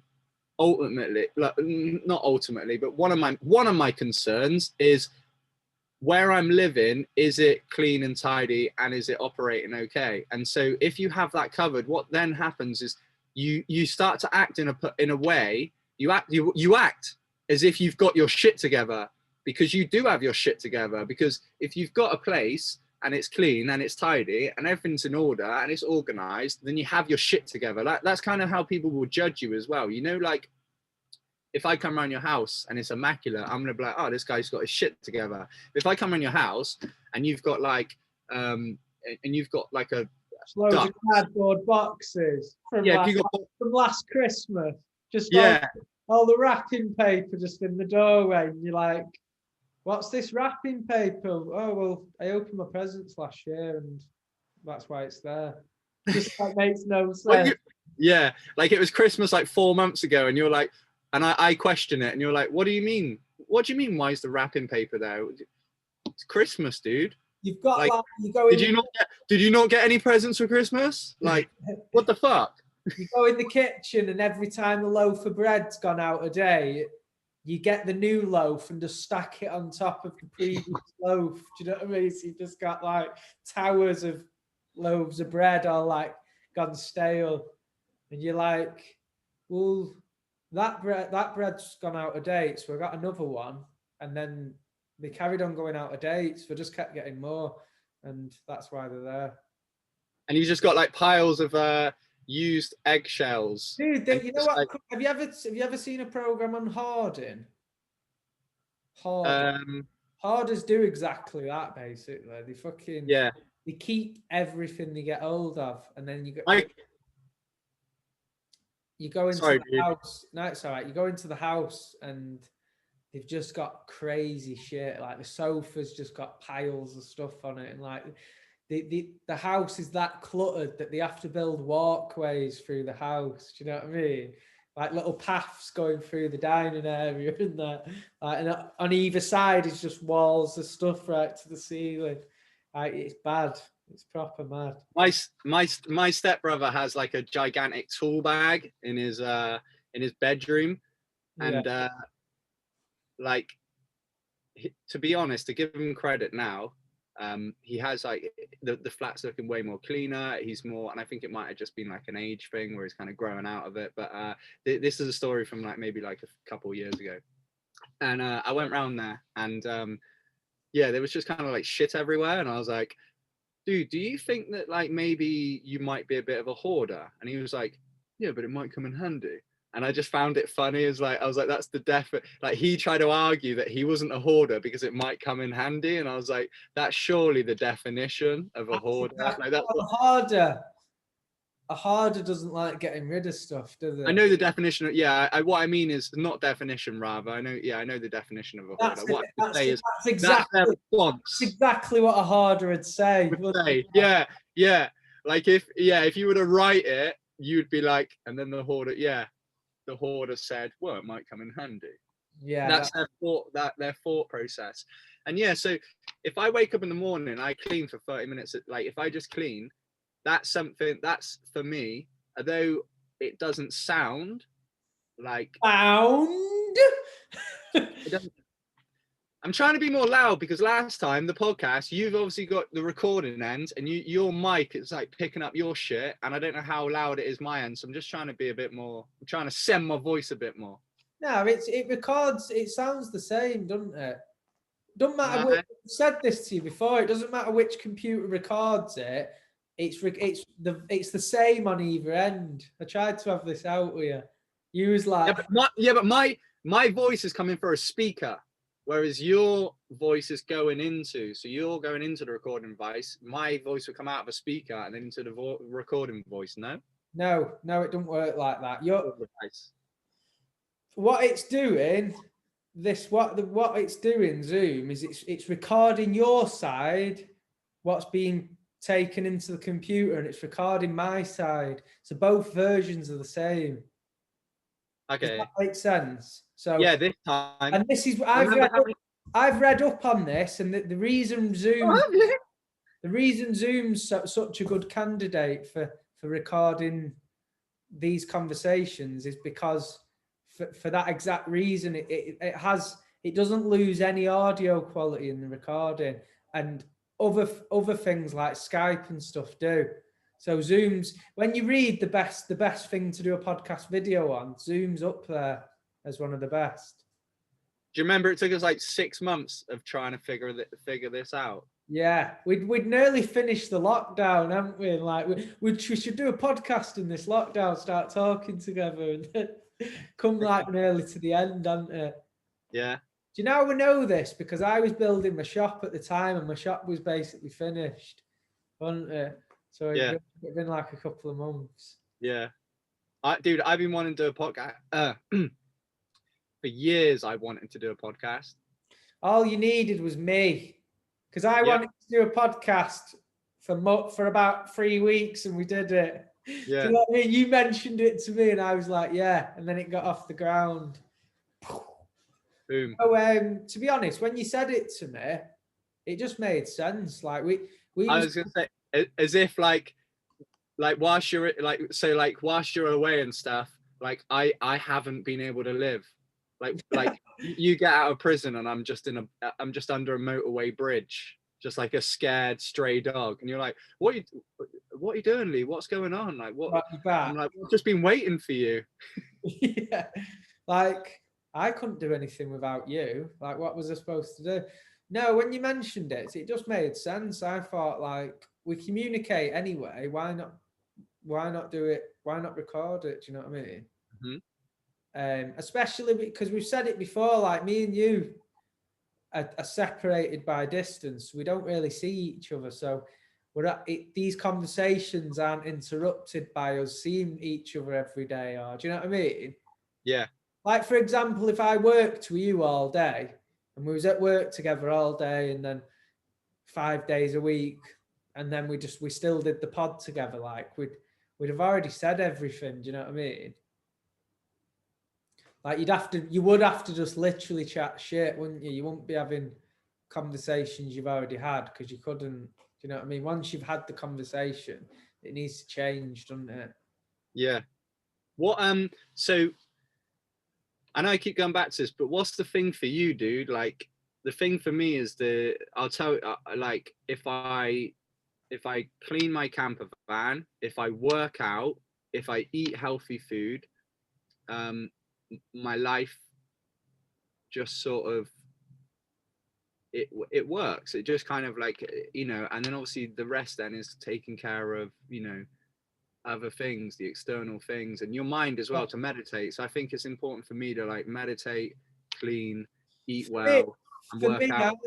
For me, and this can be on a really small scale, but every day I need to have made some sort of progress, whether it's at work or like if I've not done a tattoo or anything that day, I need to have done something progressive. I need to have learned something, or I need to, or at least have enjoyed myself. If I'm not progressing, I want to be having a good time. But yeah, a lot, like I'm not too strict with timings, and unless it's an appointment, like if you're getting together with something, but I'm quite loose in other aspects of my life. Like with what I'm going to do, I might be like, oh, well, actually, I might do this later on, or like I sort of go with the flow in that respect. Do you know what I mean? So you're not one of these people that gets up and has to do it, because I have to do it first. I find I've got most of my energy, most of my focus in the beginning part of the day. So yeah, but while the gym were open, I was getting into a routine of going straight to the gym as soon as I got up. So, and I was enjoying that. I was enjoying the fact that it didn't just get training done. It gave you extra energy throughout the day. So it was beneficial massively. I sent you that thing, didn't I? Do you remember I knew the benefits of training, but I just thought I would look at the list, and it come up with so many things, and it just strengthened the fact that it's really beneficial to do it at that time. Do you know what I mean? Yeah, at the moment, I've started trying to figure out. So when I did therapy, the one dude that I spoke to was £95 per session, so quite expensive. Yeah. And out of the sessions that we had, there was one thing, and now I'm a believer that like you can have a conversation with someone and they can just say one thing to you and it can just change the course. It can just change the course of your life completely and the direction. And he said about when I worked for Co-op, and I fucking said to him like, no, I despise it, I hate it. He said to me like, well, what you need to do is, I think you should not work for Co-op then, if it's really that bad, because the way you need to act at the moment is to act is give love towards yourself. And if you hate doing that, then you shouldn't be doing it, because now you're forcing yourself to do something you don't want to do. And that just changed completely for me. Like I've reflected on that, I've thought about that a lot, and what I've started doing now is I've got this kind of list that I've got going on called Act in Alliance with Love. And so what I try and do then, I plan my day in alliance with love towards myself. And this is discipline. It does take discipline. Obviously there's, so like, I will work out because I feel better for it. I'll eat well. I'll, you know, and like, this can be as simple as, and like, if you don't know where to get started, I think with it is, if you imagine you're out in the wilderness and it's a nice sunny day and you're walking down a path and there's a river by the side of you and you see a duck, and then the duck looks at you and it shits on its little swimmer, little flipper, and it just hurls the shit and it lands on you, just goes all up you. The thing that you'll probably want to do, like after you've thrown your shit back at it and like gone into a little badminton fucking thing with the duck, Back like and forth. yeah, like a shit back and shit badminton. The thing you'll want to do is you'll want to like change out of your clothes, because that seems like the thing, you know, like you're like, well, I'm gonna get changed now because I don't want to be covered in duck shit. And it's like recognizing that, and it's recognizing those little things, like that's what, and then like changing your daily life to like meet with the requirements. And like everybody has it, don't they? Everybody has these ideas of like what they should and shouldn't be doing, and the more you can do you know, the more you can engage in the thing on the should and less on the shouldn't. Yeah, the more you can engage on the shoulds, then the better you will feel. Again. Right, we're back. I don't like cricket. Right, go back to what you're saying, dude. I love it. Yeah, that was what I was saying. I was saying that I don't like cricket. I love it. You remember your point you was making? I was actually singing. I don't actually love cricket at all. Go back, dude. I don't dislike cricket. I just don't pay much attention to it. It's a bit like politics. Cricket and politics to me is, you know, is not too distant in nature. Cricket, politics, and fishing. What? Big dick politics. Cricket, politics, and fishing. And loaves of bad bread. Yeah. You don't love them, but you're just not against it either. It's just it sits somewhere on the fence. Go back to your point, dude, because I was listening and you was making sense to me. So you can't handle the point. You forgot. So yeah. Pardon? Have you forgot? What was I saying? Yeah, it's something acting in accordance with love, isn't it, towards yourself? I knew you'd forgot, because each time I said go back to it, you was avoiding it and talking about cricket. Do you know what I mean? I was like, yeah, go back in, dude. We're back on. Yeah, the thing is about cricket. What cricket? Say what you're saying. Use your words, shy Rodney. No one cares about fucking cricket, apart from cricket players. Yeah. Our three listeners don't play cricket. Yeah. Which, like, do you reckon it's 1% of the world that play cricket? Or less, much less. Like cricket. Okay, those that like cricket, 1%. 1% of the world is something like 70 million. Yeah. Yeah. Because what is like 8 billion? Yeah, so Don't pretend you know the maths. As if you're gonna fucking. We're gonna put up like 8.6 billion, dude.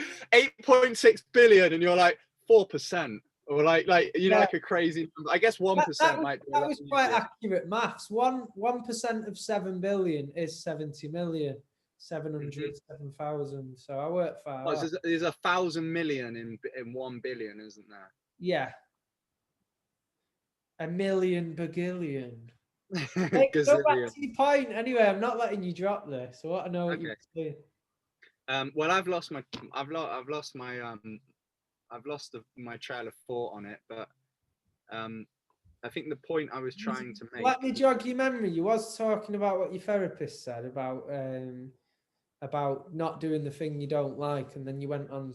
There was a small bit about a duck, which I didn't fully understand, but then you got back on topic. And oh yeah, so the duck thing was like, if you've got shit on you, is an example like a yeah. And that's just to give you an idea of like what the fuck I'm talking about. Like and so this is the like kind of, you get shit on you. I want to change this jumper because it's covered in shit. Why do you want to do that? Because I don't want to have shit on me. Why? And it's like, because obviously there's many reasons, but I think ultimately the thing is like, you've got love for yourself, you've got respect for yourself. You don't want to walk around with shit on you. So it's like, yeah. And then you can like measure throughout the day the things, and just pay attention to the things that you do where you do feel better for doing them, and do them more often as well. And and so I think and it does require discipline. And it does require discipline, because for me, my days, dude, when I cut out sugar, I spent 1 week cutting out sugar. You look like that lamp now looks like you're like, you know, like when you're in hospital and you got the IV. Yeah. You know, you got the. I didn't like the fact that I've spent the morning looking yellow. Well, I still look pretty yellow. It's because all the lights are yellow light. They're not white LED. Do you know what I mean? Yeah. Like natural light always casts the best light on your face, doesn't it? At least you've got a beautiful button nose. Like my nose, dude, is just squashed fucking. My nose is a very interesting shape, isn't it? It reminds me. Fucked. Dude, it's fucked. It's a fucking big fucking sausage nose. It's like fucking God made me, but he gave me a sausage instead of a nose. He was like, you know, like when kids draw like when kids draw you a picture, and you know your hands, they'll just draw a circle and then they'll do lines coming off for your fingers. It's like someone's done, like God's done a really intricate, detailed face and body, and like he's got all the blood pressure. He knows my blood pressure, and the amount of like oomph that my heart needs to generate to export blood around my body. But then when it comes to the nose, he's just gone like, he's got a 6-year-old fucking boy to fucking design my nose, and the boy's just gone, yeah, I'm just gonna go. Yeah, it reminds me of like at birth, there was just an object placed over your face, and as your noses grew, it grew to fill all directions of the object, so it's just like squared off. Like a mold, yeah. Yeah. See, this is what going back to the act in accordance with love. One of the things I've done is I wrote a to-do list, and I find it really hard, dude. Like one of the things I want to do is, I think I've got like a fucked or deviated septum. What, you know, like this. So I think I've got a messed up nose, so I want to get my nose fixed. I want to get my teeth whitened as well. You're the guy to ask for that. I don't want to get her. Yeah, I mean, you just have to go to the dentist, don't you, and get it priced up. But it's worth doing. I've not had it done for like 2 weeks. 2013 was my last time I had it done. And as long as once the whitened, if you look after your teeth, they don't really stain after that. Like it's if you have your teeth whitened and you're like homo and smoke 30 roll-ups a day and drink loads of cans of Coke and stuff, then your teeth are going to stain again. But if you just drink nothing but water and by the way, we should explain that you mean Robert Homans. You know, like homo is also like the fucking, that's what's crazy. When we were in the army, dude, like we called him homo, and it got to the point where we were like, homo. We'd be on holiday, like, you know, in some sunny resort. Yeah, you don't think of it in response Abusive to being like an offensive word, do you? Yeah, for gay people. So I like that you're like, so if you're like homo, like and like, so if someone's gay, they're thinking, hang on a minute, what is he talking about? Like gay people don't smoke. Yeah, it's just a nickname, isn't it? Yeah. But yeah, you can like, and I guess again, goes back to like the love thing. Like if you're gonna drink coffee and then brush your teeth, or drink coffee and then eat a meal where you haven't got sugar or something that's gonna what's it called now? Fuck, as if I've forgotten that word. It's a really easy word. You know where it's gonna turn it brown. What's the word? Rotten. Nah. Rot your teeth. Yeah, if it turns it brown. Stain. That's it. Yeah, stain your teeth. I've literally just used that word. This is how I know you don't listen. I know you don't listen, dude, because I fucking see it. I see you like just thinking in your head. I can see your thoughts being like, okay, wait until he's finished this point, wait until he's finished this point, wait until and he's finished. And then, or you'll go to say something and I'll continue for 2 minutes, and the conversation that you went to say starts the same as it did like 5 minutes earlier. Yeah, no, like I only do that if what I'm trying to say is I don't want to forget it, so I'm like remembering it. But yeah.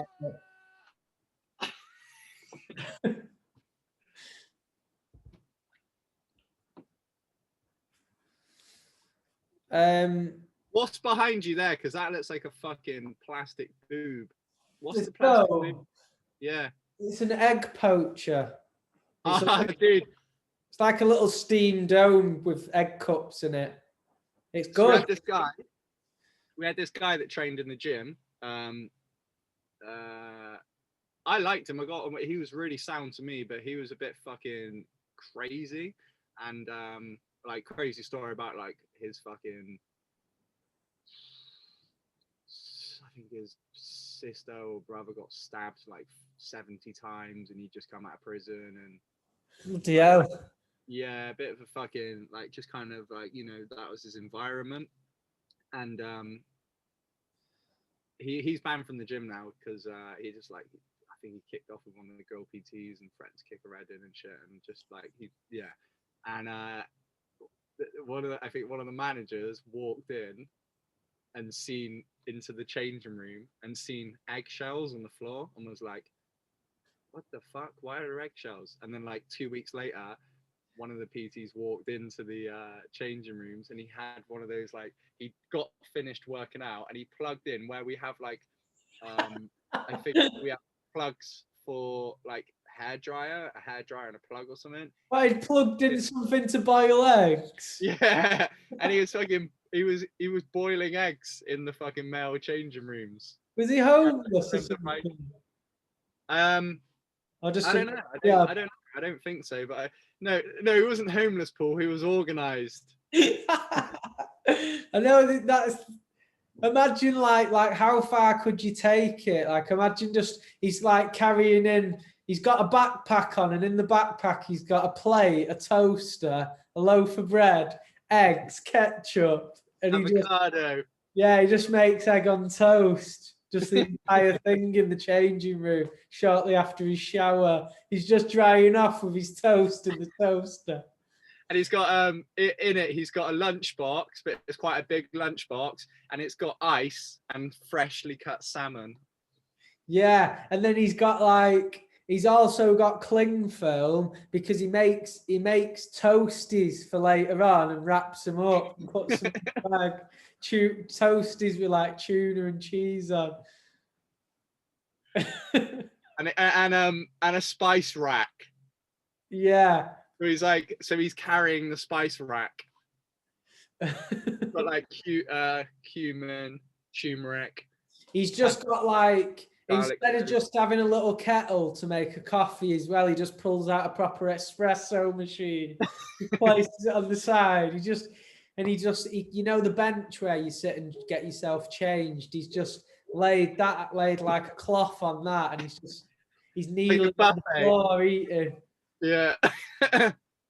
He's like people getting out the shower naked, sitting next to him and stuff, and he's just like, oh, sorry, like sliding his plate over a bit.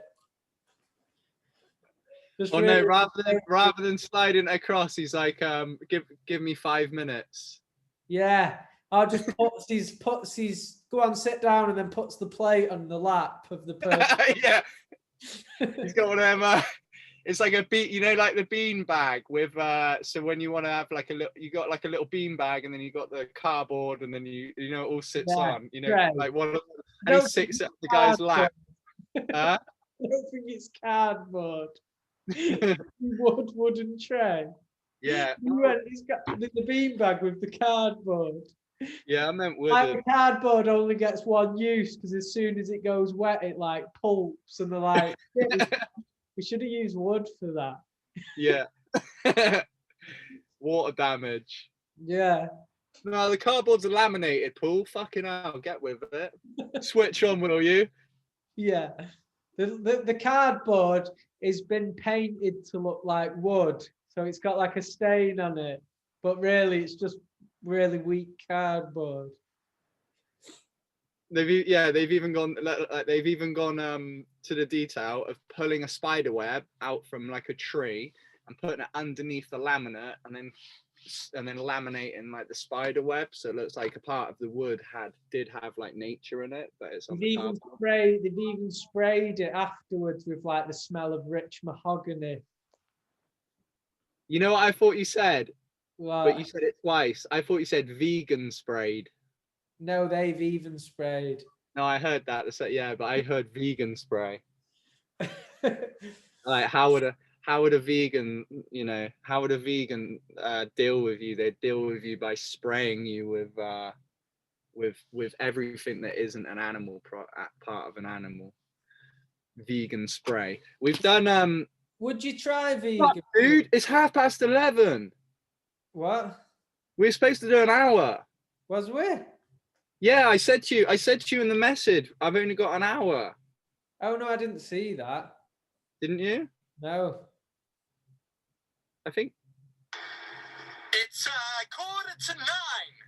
8:45. Wait. Here's the message. This is my black guy get out of bed call.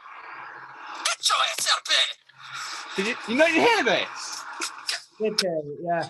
But I didn't listen to it all the way because I was getting to my mum's house. Seriously though, dude, what are you doing in bed? Get out of bed. Out. Naughty. Get out of bed. I got up at 6 a.m. I went to bed at midnight. I'm a fucking big dog. I only got 6 hours. Oh, yeah. I feel better on 6 hours, dude. It's like the cycle, isn't it? Actually, we'll talk about this in fucking Poddy. Oh, Poddy. Oh, are you getting up? We've not spoke about this. I think we should speak about sleep patterns as well. I just want to show you. I've just finished my food shop. Dude. Oh shit! Winning this one, Adam. I might even be ready for 9:15. What's the time now? I can't see the time whilst I do this record.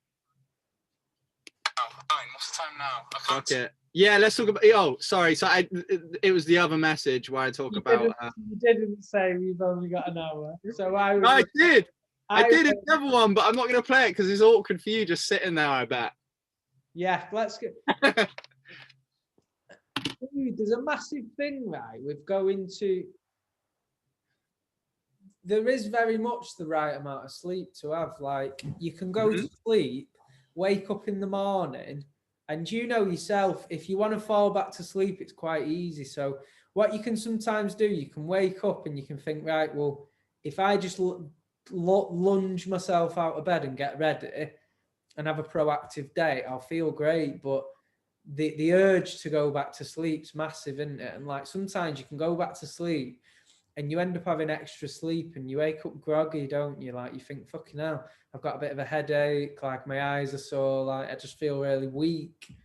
Whereas before, when I woke up, I actually felt quite alive. But because it was early, I've gave myself longer in bed. So what's beneficial, like what the dream episode of Joe Rogan's podcast, the dream expert on there, the sleep pattern guy, he does go on about having more sleep is more beneficial. He's saying less sleep overall shortens your life. But what I'm saying is, what's the right amount of sleep to feel good? I actually think I know. So it's to do anyway, what works? Pardon? It's to do with how fast your body responds to REM sleep. It's to do with the guys that work in Halfords, with the guys that deal with that fix the pedals on the bike. Like if you have an issue, Guys that pump your tire up. Yeah, it's to do with him. That one guy. There's one guy called Jeff who deals with like everybody's sleep cycle as well as the pedals and the pumping of the tire. He's got a son that also works there called Neil.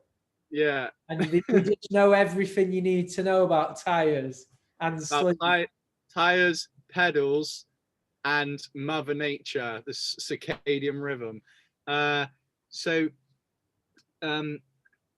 For me, because apparently we sleep in 90, well, not apparently, like we know this, we sleep in 90-minute sleep cycles. The typical sleep cycle is 90 minutes. So I always try and go off, I'll try and get 7.5 hours. If I can't get 7.5, I go for 6. Like I had 6 last night and I feel good. Obviously, sometimes I might push for a 9 if I've got like really nothing on and I feel knackered because I've been working hard. Then I'll go to bed early and then just try and get like a 9 every now and then. But hey, dude, you know why I found this quite interesting? So the circadian rhythm is different for people. Some people go to bed at night, some people go to bed early. The reason why is because when we were in a tribe, have you heard this before? Because I'm not going to repeat it. I do know about this, yeah.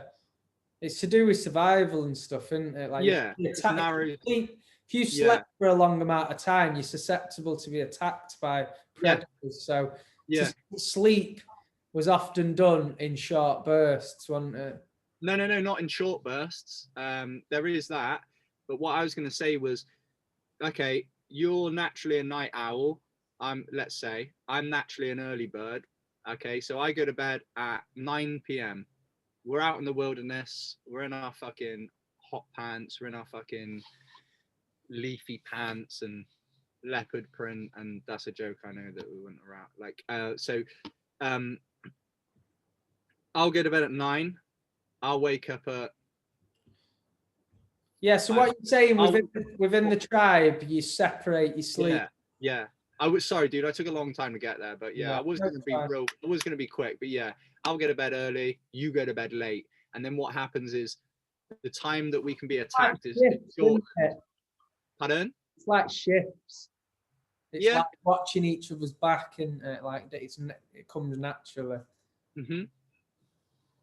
Yeah. Because the people just sleeping randomly that all slept together would have died off because they've all been attacked. Do you know what I mean? Yeah, like 10 hours sleep. Yeah. Sleeping in. Last night while I was asleep, my friend Mowgli got eaten alive by a fucking pack of wolves. And I was fast asleep and couldn't hear his screams. And you slept next to him. Yeah. Imagine you wake up like, oh, fucking hell. You've overslept as well. Like, that was a great sleep. How was yours? And he's just a skeleton next to you. He's got he's just got like half a face. Yeah. But the half the face is on the other side. So he just looks completely fine and you're asking him to stop ignoring you.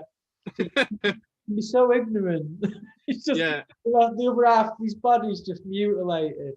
Yeah. And you just start kicking him in your sleeping bag. Yeah. Just hitting him with the end of the bottom of your sleeping bag, trying to do kicks in it.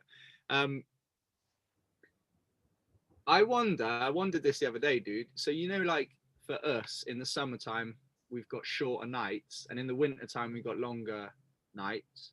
Yeah. I wonder if we're supposed to sleep more in winter. Like hibernation. Yeah, almost like, because like it does, and like it'll go dark now at 4:30 p.m. and I'm ready to call it a night, dude. 4:30 and it's dark.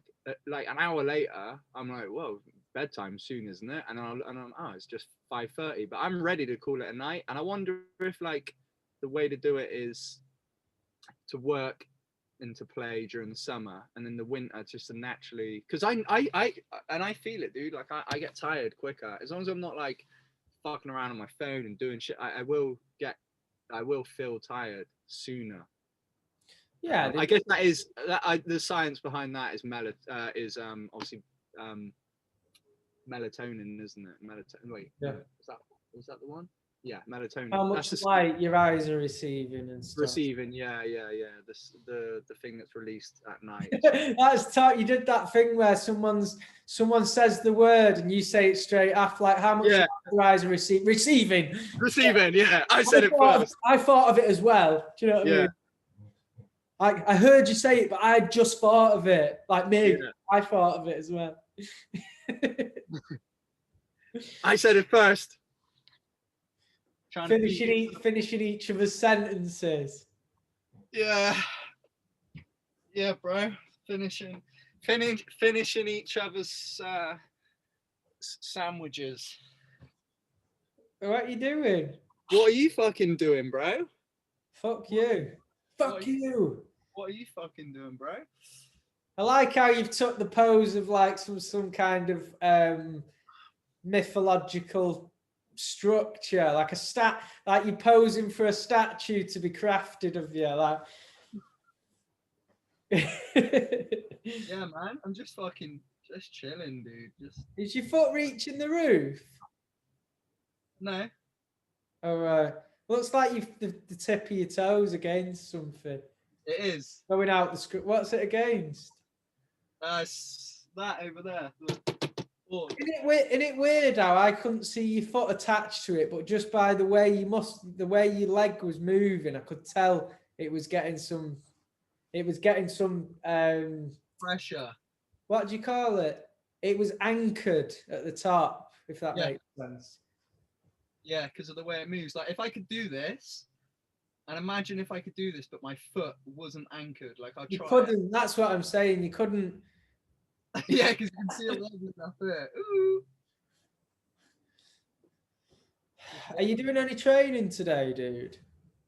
Yeah, I'm gonna go around to my dad's house. I'm gonna do one of them shitty fucking. This is what I mean. This is why I'm building a gym, because we've got 2-month lockdown now, and I'm like, fuck doing any more of those like shitty resistant band workouts. Like, don't get me wrong, they're fucking. If you've got nothing else and you wanna, like, they're good. They're good in some aspects, but for me, who's been training a long time, and I really like getting after it with workouts. I need heavy weight. Yeah, I'm like that. Don't get me wrong, I'm not like. You feel the benefit more, don't you? Like you.